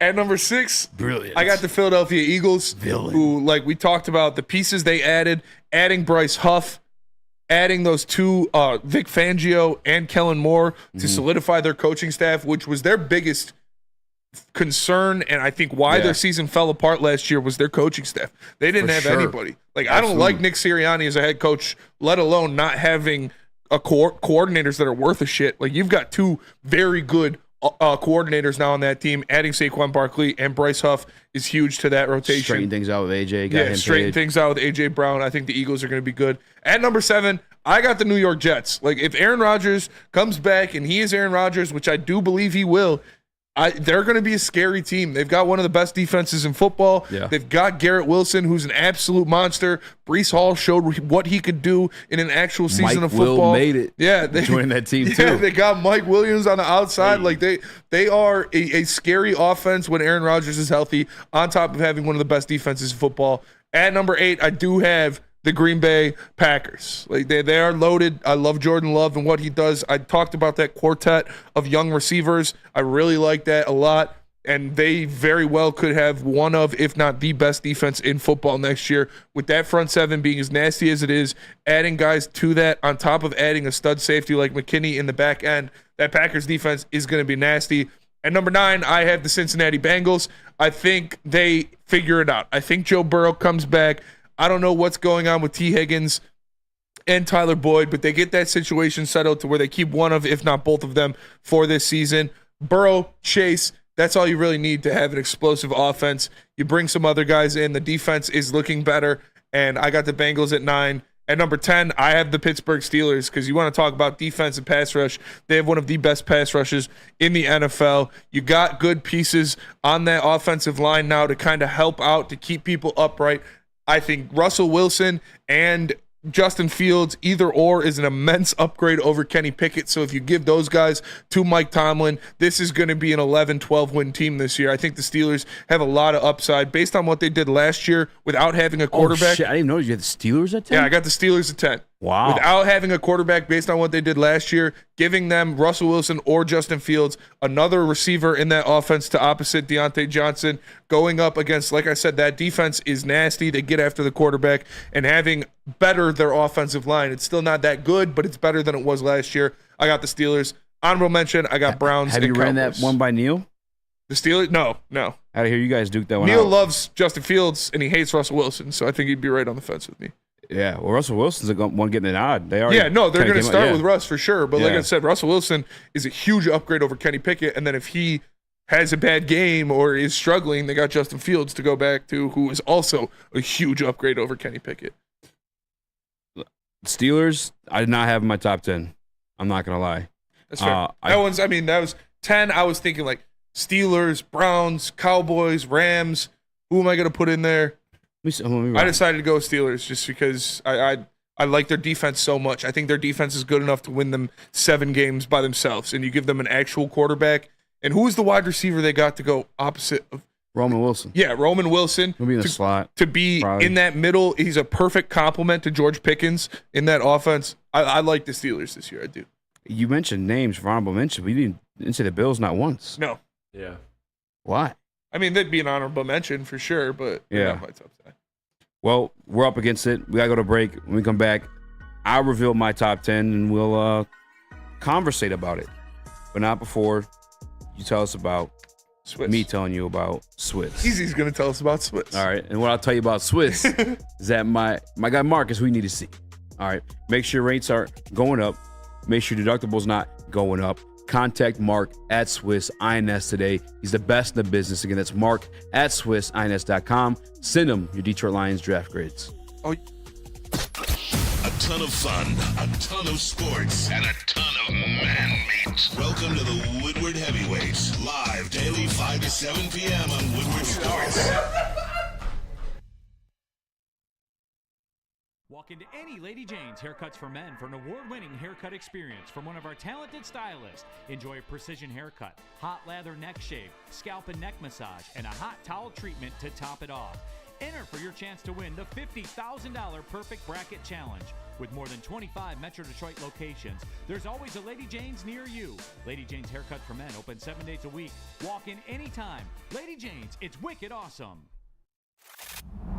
Love Woodward Sports? Love wearing clothes? Then you should be wearing Woodward Sports clothes. Check out our full line of merch at woodwardsports.com. Just click on shop. We have all your favorite designs, like Dan Campbell kneecaps, Woodward golf, and of course, our own logoed out merchandise. Men, women, infants, kids, all love Woodward Sports. Impress your friends. Impress your boss. Impress your dog. Buy Woodward Sports merch today.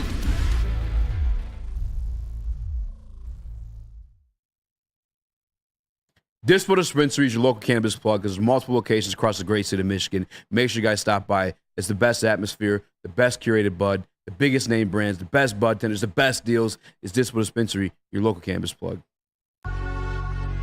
Welcome back to the World Heavyweights live on WorldSports.com. I'm Eazy, joined by my guy Small Rex, young Chris Nicholas Kohloff. Let's I'm go. still trying to learn how to work this damn laptop. Yeah, man. Shout out, Mohammed. Is that a pro or an air? Pro. Well, I like it. I just my other one didn't have like the what do you call it? Yeah, the touchscring thing. Yeah, that's way newer than mine. Mine's. I gotta be honest though, I prefer the button. The buttons. I like the buttons. Yeah, like I just don't. Yeah. I don't trust touchscreen all the time. It's just more shit to fix if it breaks. Right? Yeah. And I feel more secure like pressing the button, just getting like you feel it. Oh my god, that scared the hell out of me. Brand new laptop, just dump stuff all over it. You actually feel it press. Yeah, exactly. I have my top 10. Again, shout out to our graphics department. We don't have the same budget as the morning show or E&E, but they did what they could. Mm-hmm. All right, here's shout my out to top our graphic 10. Department. Our top 5, kind of close. I'm not gonna lie, just maybe a little rearrange there. Easy, super cool power rankings. Number 1, just out of pure respect, the back-to-back champs. Yeah, you have to. It'd be disrespectful not to. You can't dump at this point. They literally just did it with 0 receivers on their team, and then there's added Hollywood Brown and Xavier Worthy, 2 fast guys who we know Patrick Mahomes could utilize. And you know Rasheed Rice likes to go fast. We do know Rasheed Rice likes to go fast. Nice. How long do you think he's going to be suspended for? Not at all. Not at all? He's not going to get suspended at all. You're out of your mind. Why would he? What do you mean? He did something illegal. Nobody died. Nobody did anything. Like, so? It's still illegal. You're not supposed to do that. You get in car accidents all the time. I'm 2 games. I doubt he gets suspended at all. 2 or 4. Probably Especially 2. he plays for the Chiefs, too. He's getting suspended. There's just no way. There's so much could have gone bad there. They need to set an example. What's his name didn't get suspended? Henry Ruggs Addison happened. didn't get suspended? Was Henry Ruggs drunk during his? Henry Ruggs killed somebody. Yeah, but was he drunk? I don't know. But we'll move on. He was also going like 100 miles an hour faster. And Addison didn't get suspended. Well, his isn't like settled yet either, though. Oh, Andy didn't. That was also off season, wasn't it? Either. Yeah, it was an accident. They fled afterward. We gotta set an example. He's getting suspended. Either way, Chiefs number 1. Number 2, Baltimore Ravens.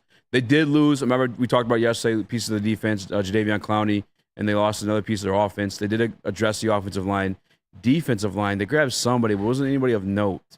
But that offense is going to continue to be good, in my opinion. And they grabbed another wide receiver, too, one that at least I allowed myself to start liking in Devontae Walker because I know Brad Holmes had met with him.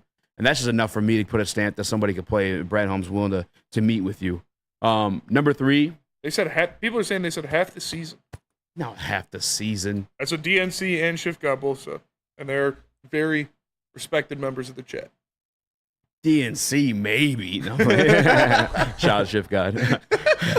At number 3, my Detroit Lions. And I mean this wholeheartedly. This is no fanboy shit. I obviously had a huge scream match yesterday because I wasn't willing to make the Super Bowl expectation.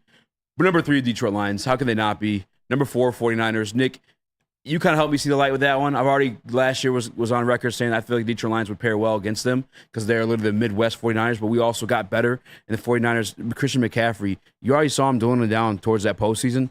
I just don't see him doing that again. On top of, we don't know what's happening with Deebo Samuel and Brandon Ayuk here. We don't want to. It sounds like both guys went out. They did. Were they the ones that drafted Pearsall? I'm pretty sure they were. Yes. They did get Ricky Pearsall. I don't think he fits the mold of either of those guys. I still think he's good, but I think they want all three of those guys on the roster. I don't know if that happens. Philadelphia Eagles are number 5 for me. But you talked about Vic Fangio. You talked about Kellen Moore. But you want to look at the roster. If you make an argument about the roster and what they needed, they dressed that tenfold like Detroit Lions did. Yeah, they signed C.J. G.J. Mm-hmm. They drafted Cooper DeJean. Yep. They drafted Quinyon Mitchell, Yep. the first corner off the board. They're gonna be back in business, in my opinion, unless. And they got Saquon Barkley. And they got Saquon. You're 100. Yeah, damn. They're gonna be good, man. The They're Eagles are gonna gonna be good. Yeah, you're right. Yeah, Eagles easily number 5 for me. Number 6, the Texans. I can see towards the end of the year maybe them taking that 5 or 4 spot. I'm not gonna lie to you, but as of now, I got them number 6. Number 7, the Jets. Aaron Rodgers, that's a bad man. I listened to that full interview with Alex Anzalone on the Chris Long podcast, and they kind of asked him, like, because obviously we have so many rookie quarterbacks being ushered into our conference or our division. Like, he's like, what do you prefer to go against, like the rookie or like a wily old vet? He said, for sure the rookie. He said, fuck playing Aaron Rodgers. For a reason. Oh, yeah. Aaron Rodgers is good. And the Jets, obviously losing records, right? But still, like, think about when we had our losing record, our first year, Dan Campbell, was it 2 games and then 1 tie? They're still winning like 7 or 8 games. Yeah. Insert Aaron Rodgers. Insert Mike Williams. Yes. They finally got an offensive line, too. Obviously, Breece Hall is coming. They're going to be good. I know we all hate Aaron Rodgers, but, like, they're going to be fucking good. I respect Aaron Rodgers.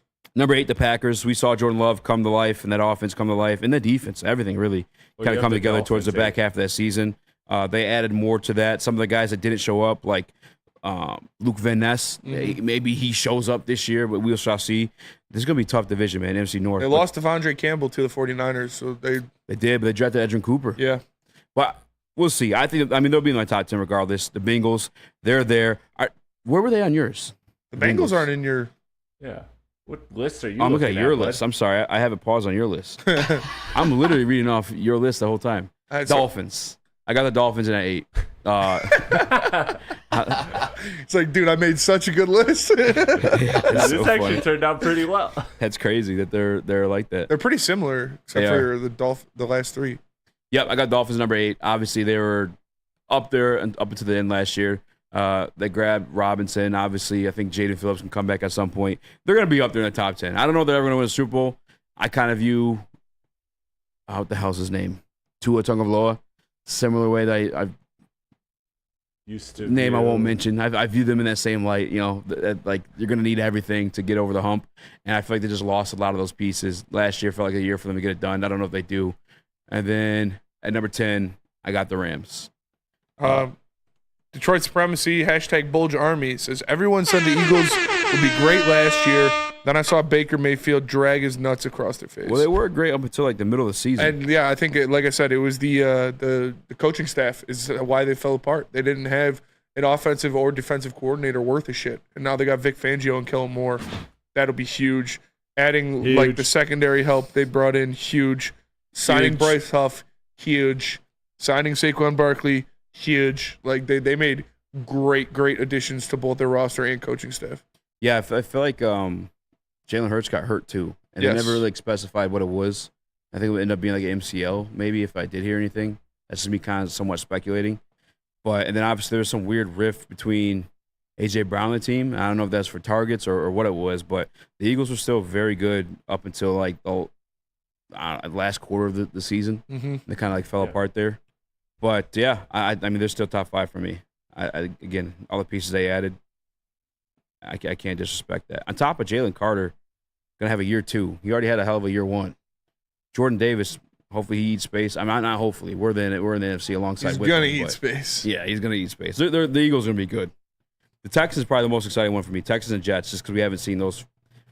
I mean, maybe even more so the Jets, because we haven't seen that finished product quite yet. Yeah. I'm excited to see Mike Tomlin with a good quarterback again.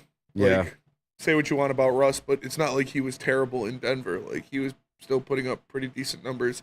He's still got one of the best deep balls in the NFL. And Mike Tomlin, like, getting in the playoffs with Kenny Pickett is an achievement. That is an achievement. So. Yeah. Yeah, that is true. And with Mason Rudolph, too. Yeah, winning 9 games with Mason Rudolph. Although that Kenny last Pickett. game that got him in, it was a Ravens second, like their Still, their dude, second unit. winning 9 games with Mason Rudolph and Kenny Pickett Like, what are you going to do with an actual competent quarterback? Ravens the most overhyped team in the NFC. I'm hearing. AFC? Oh, no, that's inside joke. Yeah. Do we let Nick? Because Nick broke the rules. I can't. Do we let him put his list up, or I don't know, do we man. make him suffer for breaking the rules? It's kind of whack, honestly. It is really whack. We made specific rules in the group chat and said to do it this way. I didn't know the rules were this tight, to be quite honest, fellas. I work in front of a computer. It was easy for me to do this and print it out. We all work in front of computers. Yeah. Well, yeah. What do you mean? I work in front of a computer too. This guy literally said I ignored. Can you print it out? Yeah, I can Just print it out kidding. right No, now. No, I've copied. Whack. No, we don't. We don't let him do it. I'll we don't write- let either of them do it. I didn't. Yeah, I did. I actually didn't know the rules straight up. I wasn't paying attention until the last text. We're of the not top surprised 10. in your case. So for me, I'll write it out for tomorrow. Nick, I guess any beef with either of our top tens? Then we're missing your Vikings. We're missing your beloved Vikings and Bears. All right, I actually do have one if we want to flash it on that you guys. No, you only on. get to talk about it. You broke the rules. I'm out on all your guys' old quarterbacks, specifically Aaron Rodgers and the Jets. The dude is 40 years old. He played, 4 snaps last season, and you guys have faith in this dude returning when the last time we actually saw him on the field, it was Kirby Joseph picking him off and losing to the Lions to go to the playoffs in Lambeau. I'm out on Rodgers. I think he's way off the deep end, and he's 40 years old. I think he's going to worse showing than Zach Wilson? Not a worse showing than Zach Wilson, but I'm saying Aaron Rodgers in his prime was getting out of the pocket, throwing the deep balls, extending the plays. I think he's past that point in his career. I think you guys are high on the Jets and banking on Aaron Rodgers' health. Yeah, but if they win 7 games with Zach Wilson, you don't think they'd win considerably more with Aaron Rodgers? Can he make it a whole season? He's 40 years old. And when the last time we saw him on the field, what did he win? 9 games with the Packers? Anybody can get hurt. Anybody can get hurt. That's fair. But fellas, he's 40. Let's not. So we saw Peyton Manning do it. He's going Ducks. I think that team was different, and he's always been a pocket passer. All right, carry on. There's that one. The Rams, Aaron Donald retiring. Does that worry you at That's why all the when Rams it were comes to not. the Rams? That's why the Rams were not in my top 10 because of Aaron Donald. I think Eazy had him in top 10. I had him. Yeah, I had a number Does 10 that for me. concern you at all? No. Like the leadership, obviously, in the production. Well, I mean, obviously, you can't replace what Aaron Donald gave you. Like when he retired, we put up the pictures, the stills of him getting quadruple teamed by offensive lines. You can't replace the best defensive player ever. However, and as a leader, they had a hell of a draft. They did. And they also had a hell of a draft the previous year. That's all without the first round picks. They're all going to have like their sophomore seasons taking a step up in what they were. And I believe, Puka Nacua hit the ground running. Cooper Kupp Still still. got Cooper Kupp. Matthew Stafford. I think they got a little bit of a bruiser now too. Not that Kyron Williams was. Kyron he was Williams still is a great, dog, dude. Yeah. But short yard situations, can Blake Corum be that for them? I wouldn't consider Blake Corum a bruiser. Another thing going for Yeah, I them guess not too for is the that you could definitely argue that Seattle and San Fran might be a little bit weaker than they were last year. For sure. Those are two good teams. And I think Seattle could get better. I think San Fran takes a step back. I think it's the other way around. I think San Fran takes a step in the grand scheme of things, like they're worse than the Lions, but I still think they're the best team in that division. Yeah, I think the Rams overcome Seattle though. I agree with that. I'm just saying maybe those games are a little easier. So Yeah. that's another thing that points in the Rams' favor. Real quick on the Rams though, first round pick obviously Jared Verse, the second round pick Brandon Fisk. They both played at Florida State together, so they have like that cohesion and chemistry going. Kobe Turner is good last year, but we don't truly know what he is until he doesn't have Aaron Donald standing next to him. So Cameron see how Pitts is at secondary too. What else, Nick? Nick. Steelers. That was it on me. I think are we all out? I don't know if you had them in the top 10, the Bills.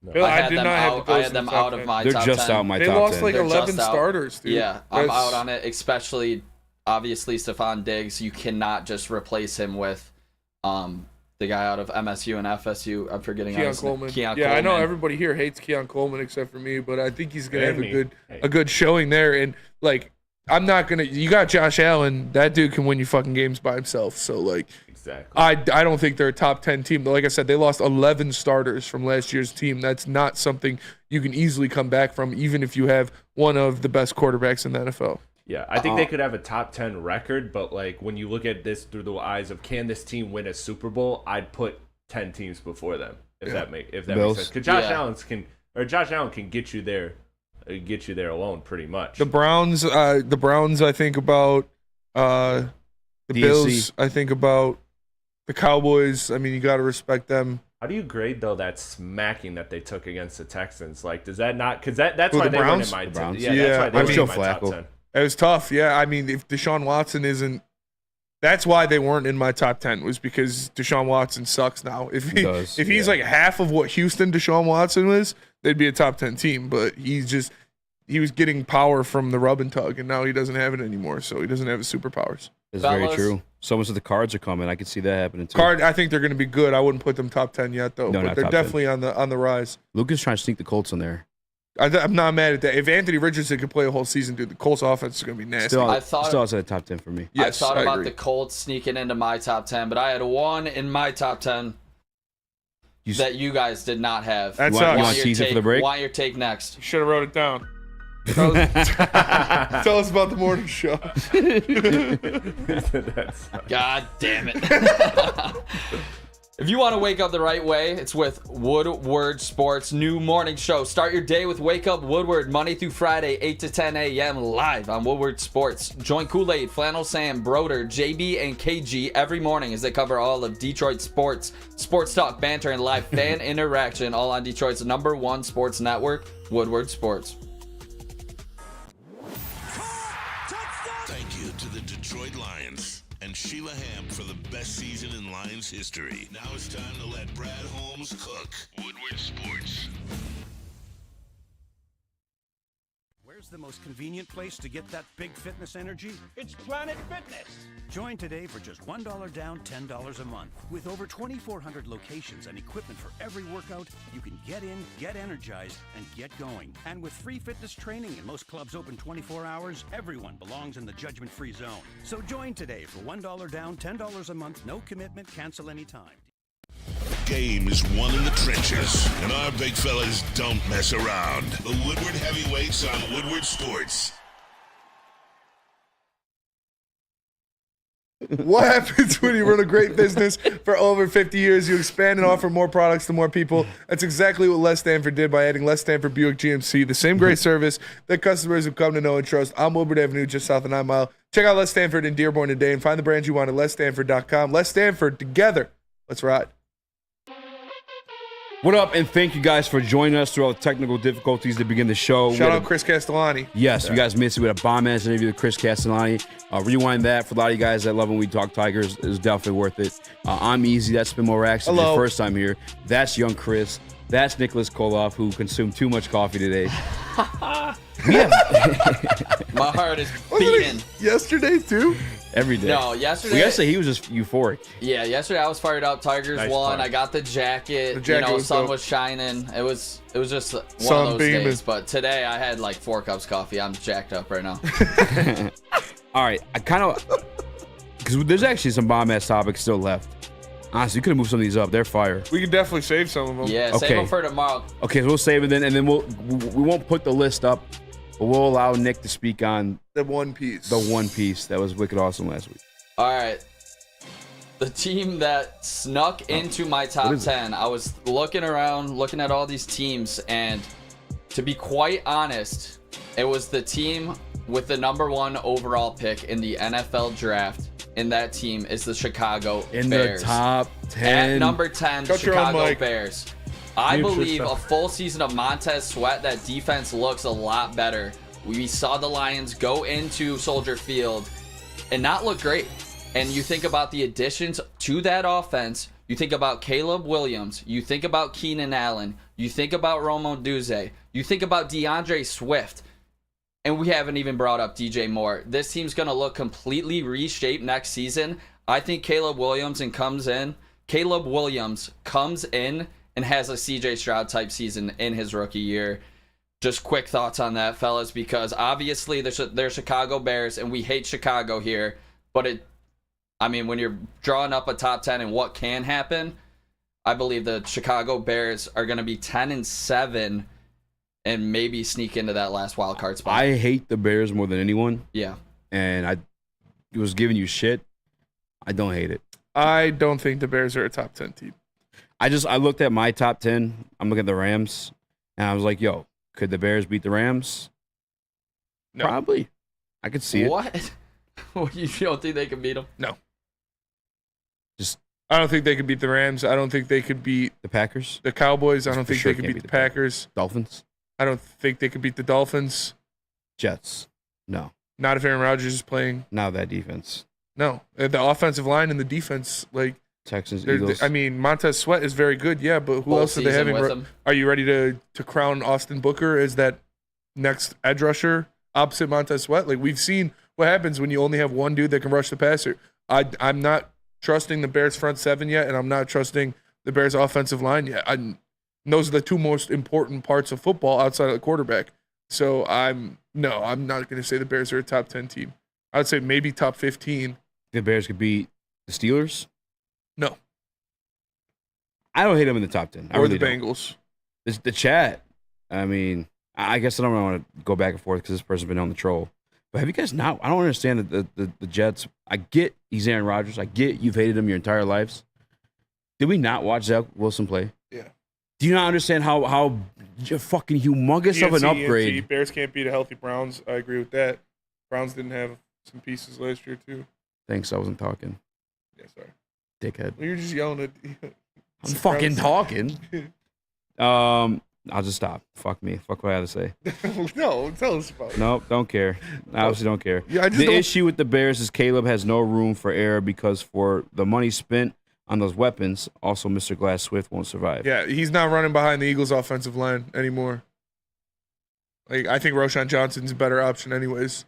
But They still ran the ball pretty well. yeah, They still ranked Justin above. Fields ran the ball pretty well. Yeah, but Caleb Williams can also run. I mean, I assume Can't they're run not like going to Justin run. Yeah, Fields. they're not going to run him like Justin Fields. That's for damn sure. But they still have guys behind DeAndre Swift that can run the football. Yeah, Roshan Johnson's good. I like. And that defense is really Who's good. their other running back? I can't remember his name. I like him too, though. Bro, it's like everyone who like was in there produced for him. Mm-hmm. It almost like I can't I remember. hate their other saying running this back again name. because it's the Bears, but like it worked regardless. I mean, when you can't throw the ball, you got to do something. I mean, that is fair. I mean, they won a game with Tyler Badgett. The one thing I'll say this about the Bears that makes me call them into question a little bit, because I get Josh Gaddis, as I think was a former offensive coordinator, Yeah. they let him go. I really didn't think he was that bad. I don't think that Justin Fields was coached up within that system. They still made it work at times. Like we were witness to it as Detroit Lions fans, but our defense wasn't great. The guy the Bears signed to be their offensive coordinator was the offensive coordinator for the Seahawks last year. Yeah. And when they asked Jackson Smith and Jigba about it on an interview, they're like, so Bears are really fired up. I can't remember his name, but Bears are really fired up about their new offensive coordinator. What can you say about him? He was like, are we live? Like, he was shit. He was shit, dude. So To be fair, though, is that 'cause he didn't get a lot of shit targets? too. I'm not gonna say the Bears are a top 10 team. Can't do it. Roshan Johnson, Khalil Herbert. Khalil Herbert, yeah, I like him a lot, and Roshan Johnson.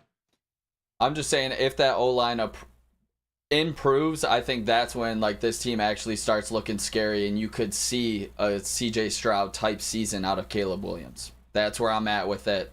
Obviously, like rookies aren't always put into the right situation, but they had the And he's first got pick the weapons because around they him. made a good trade. They didn't have the first pick because of their record. Yeah, he's got the weapons around him for sure. And but like I said, when your offensive line is weak and your defensive line is weak, I'm not putting you in the top 10. I just can't. The only team, Steelers, when we obviously went over that one, Rich Baldwin. How about this? You guys are listening too. So I also remember this date so we can compare it at the end of the season. Yeah. If you're listening right now, if you're at home and you write down your top 10 and take a picture of it and tag Spinny and I on X. We'll put it up. And or Instagram, whatever social, X or Instagram, just leave it there. Yeah, we'll put them up tomorrow. Yeah. We'll see your top 10s. Yours too. You gotta handwrite it though. We gotta handwrite it down. Yeah. Because our graphics department, they can't handle, Yeah. you know, Too all many the moving computer. parts. Yeah, too many moving parts. Not in the budget. Yeah, I mean, I really don't hate the Bears being top 10. Write any little message you want at the bottom, but if it's vulgar, we'll have to bleep it. So keep it classy.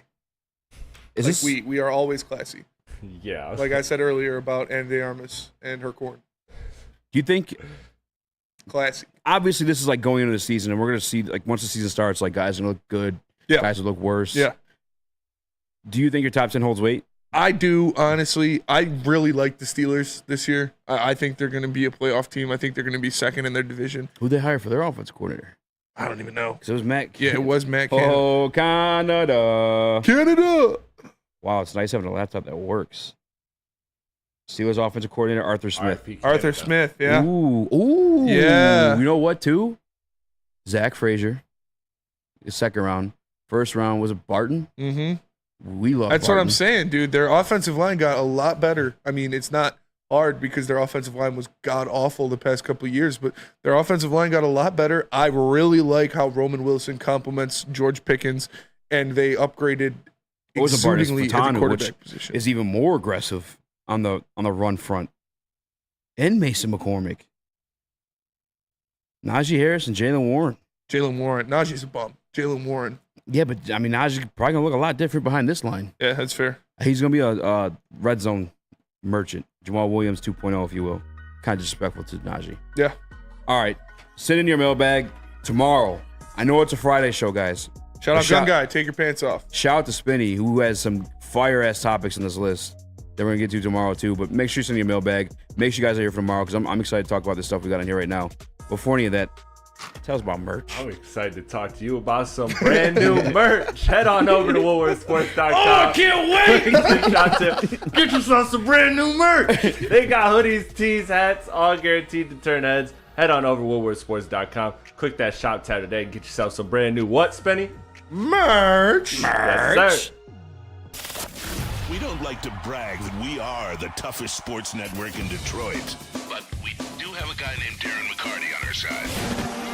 Woodward Sports. Feel alive during Feldman Chevrolet's biggest New Year's sales event ever. Get the best prices on our huge selection of award-winning Chevrolets. Like this 2024 Equinox for $188 per month. Or this 2024 Silverado for $268 per month. It's the New Year's sales event going on now at Feldman Chevrolet, Michigan's #1 Chevy dealer. Is that an octopus in your pants, or are you just happy to see me? See what I did there? Go Red Wings! From Octopi Experts, Woodward Sports.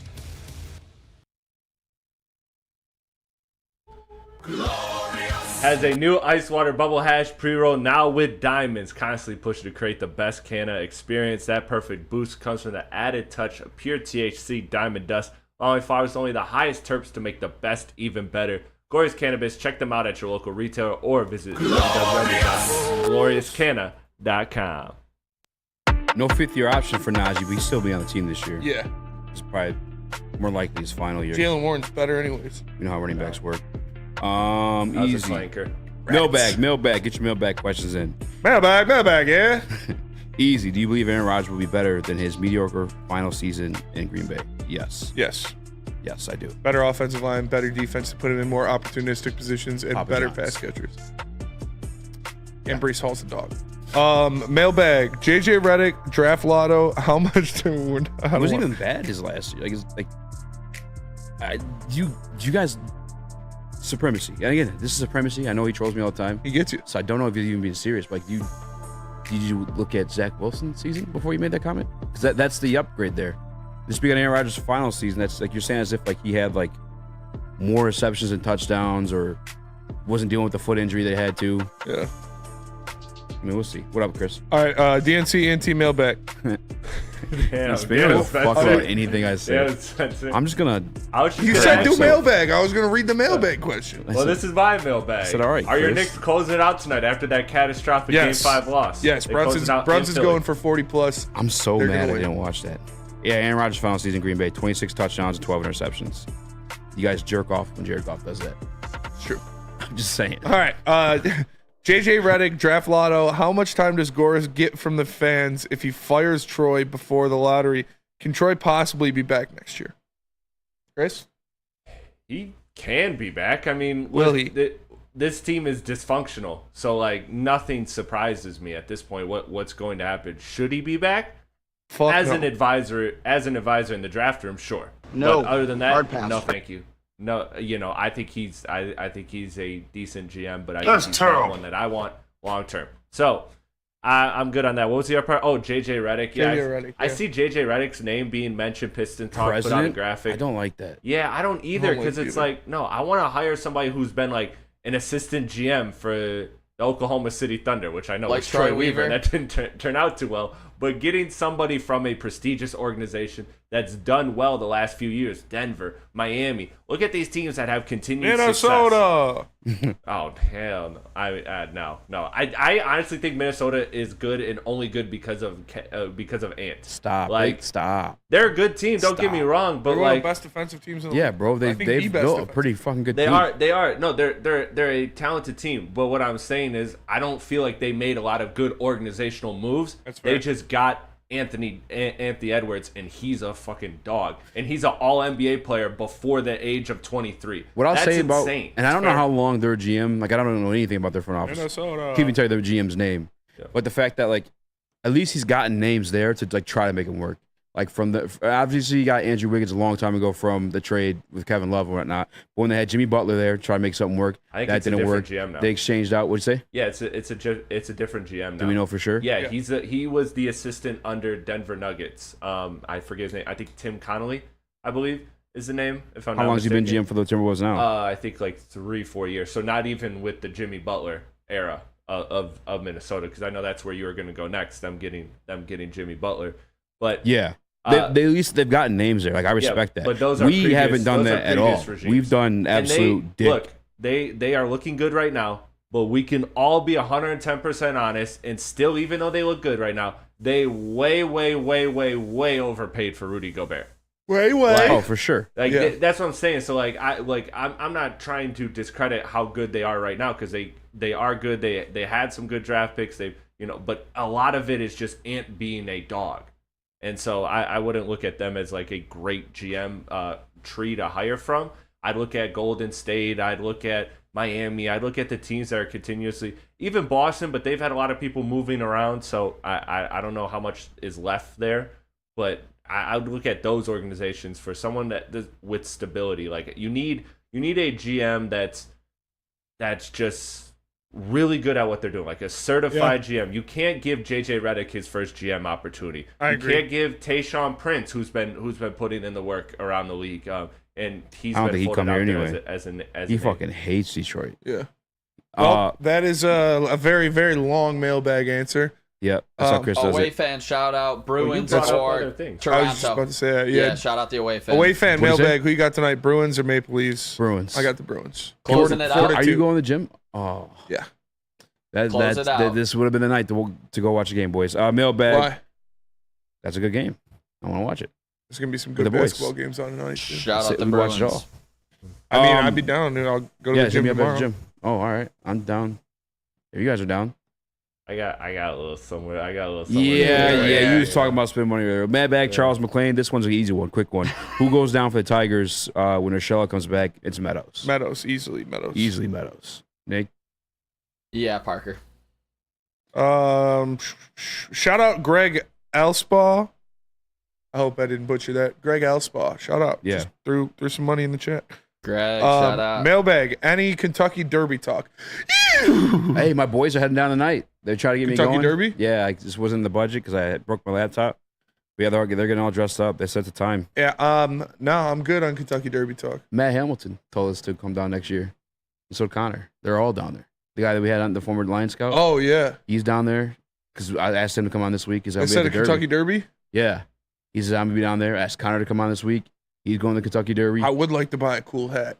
You gotta have Right, bro? Bro, the heavyweights down there would be a movie. Any excuse All to buy a dressed up. cool hat. hella I'm down. content. I'm dressing up like Will Smith Those are from Wild fat Wild West. tickets though, dude. Yeah, No, they're not that and you bad. gotta It's have 120. 120, really? Yeah. You got to have a bag to bet with, though. That's how you do it, the Derby, right? You have to have a bag to be able Yeah, to. you degenerate. You don't. It's not included have that to. you must bet It's a to part go of the- down there. Yeah, Well, my boy obviously, Ben- But if you want, like, the true experience, you're throwing I'll out. just go down Shout there out and to get the drunk truth. and walk No, horses. Yeah, dude. yeah, exactly. Find some cool fucks to interview. Like Tom Brady's down there every year. Wear something fancy as shit. Cool. Buy a cool hat. Because my guy Ben went down there last year. $5. And that's the thing with horse racing. The odds are insane. Yeah. You put $5 down on some random horse. He said you want to bet the jockey more than you want to bet the horse in the beginning of the day. Whatever. No idea about. Yeah, horses. no idea. Because nobody knows about the horses, right? So you grab the jockey who's like done the most. Anyway, he put like $5 down and won like, I think it's like 600 or something like that. Damn. And just use that to bet and buy drinks the rest of the day. Fuck yeah.